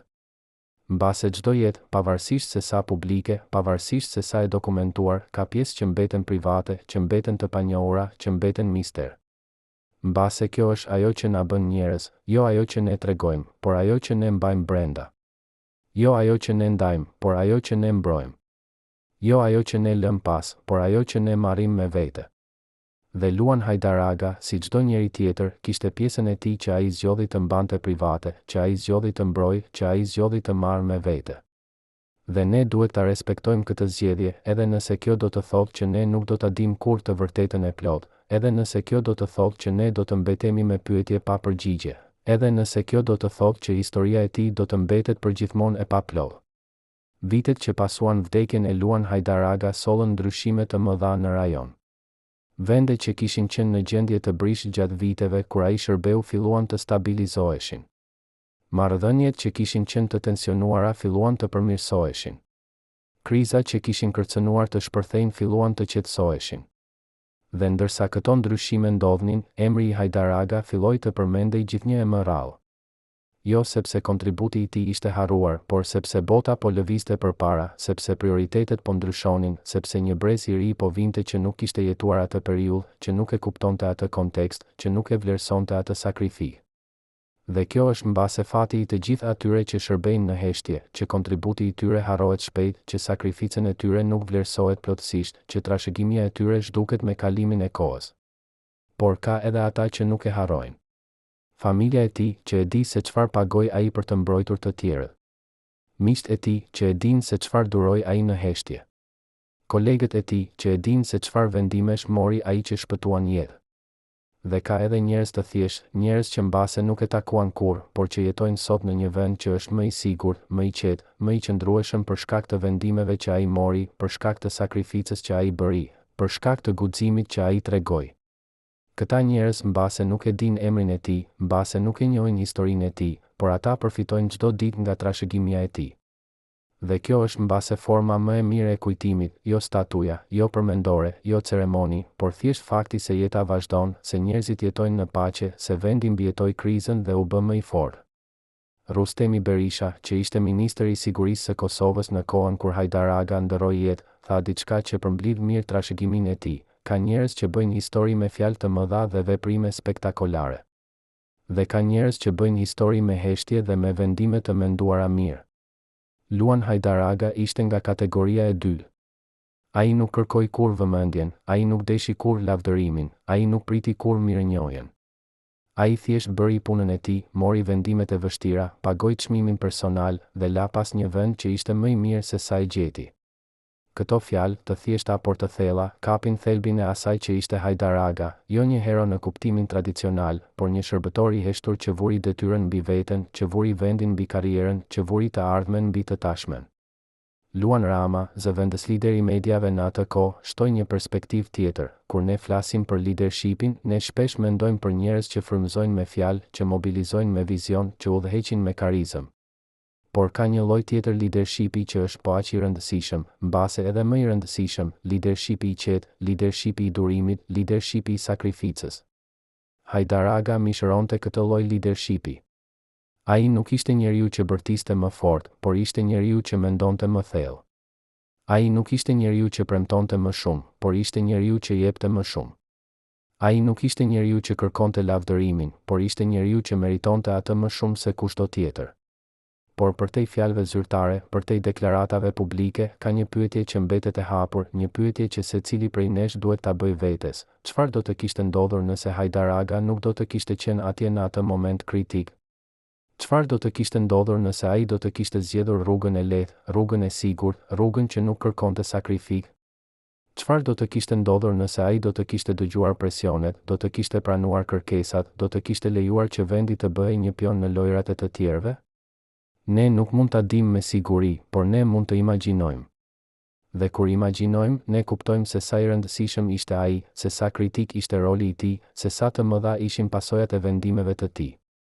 Dhe kjo na bën të vlerësojmë edhe më shumë atë që ai bëri, edhe më shumë atë që ai dha, edhe më shumë atë që ai sakrifikoi. Por ka edhe një pyetje tjetër, një pyetje që është mbase edhe më e rëndësishme. A ka sot njerëz si Hajdar Aga? A ka njerëz që janë të gatshëm të bëjnë atë që ai bëri, të paguajnë atë që ai pagoi, të sakrifikojnë atë që ai sakrifikoi? Apo jemi bërë një shoqëri ku të gjithë kërkojnë lavdërimin, ku të gjithë duan vëmendjen, ku të gjithë presin mirënjohjen? Apo ka ende njerëz që kuptojnë se shërbimi i vërtet nuk kërkon shpërblim, se leadershipi i vërtet nuk kërkon lavdërim, se sakrificën e vërtet nuk kërkon njohje? Këto janë pyetje që çdo shoqëri duhet t'i bëjë vetes, që çdo brez duhet t'i përgjigjet, që çdo individ duhet t'i mendojë. Sepse ardhmja e çdo vendi varet nga njerëzit që janë të gatshëm të shërbejnë, që janë të gatshëm të sakrifikojnë, që janë të gatshëm të vënë të mirën e përbashkët mbi interesin personal. Historia e Luan Hajdar Aga nuk është vetëm një histori e së kaluarës, është një mësim për të tashmen dhe një udhëzim për të ardhmen. Ajo na mëson se ka momente në jetën e çdo kombi kur nevojiten njerëz të veçantë, njerëz që kanë guximin të marrin vendime të vështira, që kanë urtësinë të shohin përtej momentit, që kanë forcën të mbajnë barrën që të tjerët nuk mund ta mbajnë. Ajo na mëson se leadershipi i vërtet nuk matet me tituj dhe pozicione, por me vendime dhe sakrificë. Ajo na mëson se trashëgimia e vërtet nuk është ajo që ne themi për veten, por ajo që të tjerët thonë për ne kur ne nuk jemi më këtu. Dhe ajo na mëson se ka gjëra që janë më të rëndësishme se jeta jonë personale, parime që duhet të mbrohen, vlera që duhet të ruhen, një e ardhme që duhet të sigurohet për brezat që vijnë. Por historia e Hajdar Aga na lë edhe me pyetje, me mistere, me sekrete që mbase nuk do të zbulohen kurrë. Dhe mbase kjo është pjesë e trashëgimisë së tij gjithashtu, të na mësoj se ka gjëra që ne nuk do t'i dim kurrë, që ne nuk do t'i kuptojmë kurrë, që do të mbeten përgjithmonë një mister. Të na mësoj se historia nuk është kurrë e plotë, se e vërteta nuk është kurrë absolute, se çdo jetë ka pjesë që mbeten të fshehura. Të na mësoj se ne duhet të jemi të përulur në gjykimet tona, të kujdesshëm në vlerësimet tona, të respektues ndaj atyre që shërbyen para nesh. Sepse ne nuk e dim gjithçka që ata përjetuan, ne nuk e kuptojmë plotësisht kontekstin në të cilin ata vepruan, ne nuk mund të imagjinojmë plotësisht presionet që ata përballuan. Dhe kështu, ndërsa ne mbyllim këtë kapitull të historisë së Luan Hajdar Aga, ne e bëjmë këtë jo me një përfundim të qartë, jo me një zgjidhje të plotë, jo me një të vërtetë absolute. Ne e bëjmë këtë me respekt për një njeri që dha gjithçka që kishte, me mirënjohje për sakrificën që ai bëri, me përulje para mistereve që ai la pas. Ne e bëjmë këtë duke ditur se historia e tij nuk është vetëm e tij, është e jona gjithëve, sepse ne të gjithë përfitojmë nga ajo që ai bëri, ne të gjithë jetojmë në një botë që ai ndihmoi ta formsojë. Ne të gjithë kemi një përgjegjësi për të mbajtur gjallë kujtimin e tij, jo me statuja dhe përmendore, por me veprimet tona, me zgjedhjet tona, me përkushtimin ton ndaj të njëjtave parime që ai mishëronte. 3 ditë pas vdekjes së tij, do të kishte qenë ditëlindja e tij e 70. Një jetë e plotë, një jetë që pa shumë, që bëri shumë, që dha shumë. Një jetë që nuk ishte perfekte, por që ishte e ndershme. Një jetë që nuk ishte pa gabime, por që ishte me parime. Një jetë që nuk ishte pa dhimbje, por që ishte me kuptim. Dhe në fund, a nuk është kjo ajo që të gjithë ne shpresojmë, jo të jetojmë një jetë perfekte, por të jetojmë një jetë që ka kuptim, që bën një ndryshim, që lë pas diçka që vlen? Luan Hajdar Aga e arriti këtë. Dhe për këtë, ai meriton të kujtuar, të respektuar, të nderuar, jo si një hero pa të meta, por si një njeri i vërtet që bëri gjëra të jashtëzakonshme në kohë të jashtëzakonshme. Të nderuar spektator, nëse keni ndjekur këtë histori tragjike deri në fund, shkruani në komente nga cili qytet jeni. Na është e rëndësishme të dimë se ku Luan Hajdar Aga ende kujtohet. Dhe abonohuni në kanal që të mos humbisni të vërtetën për idhujt e historisë.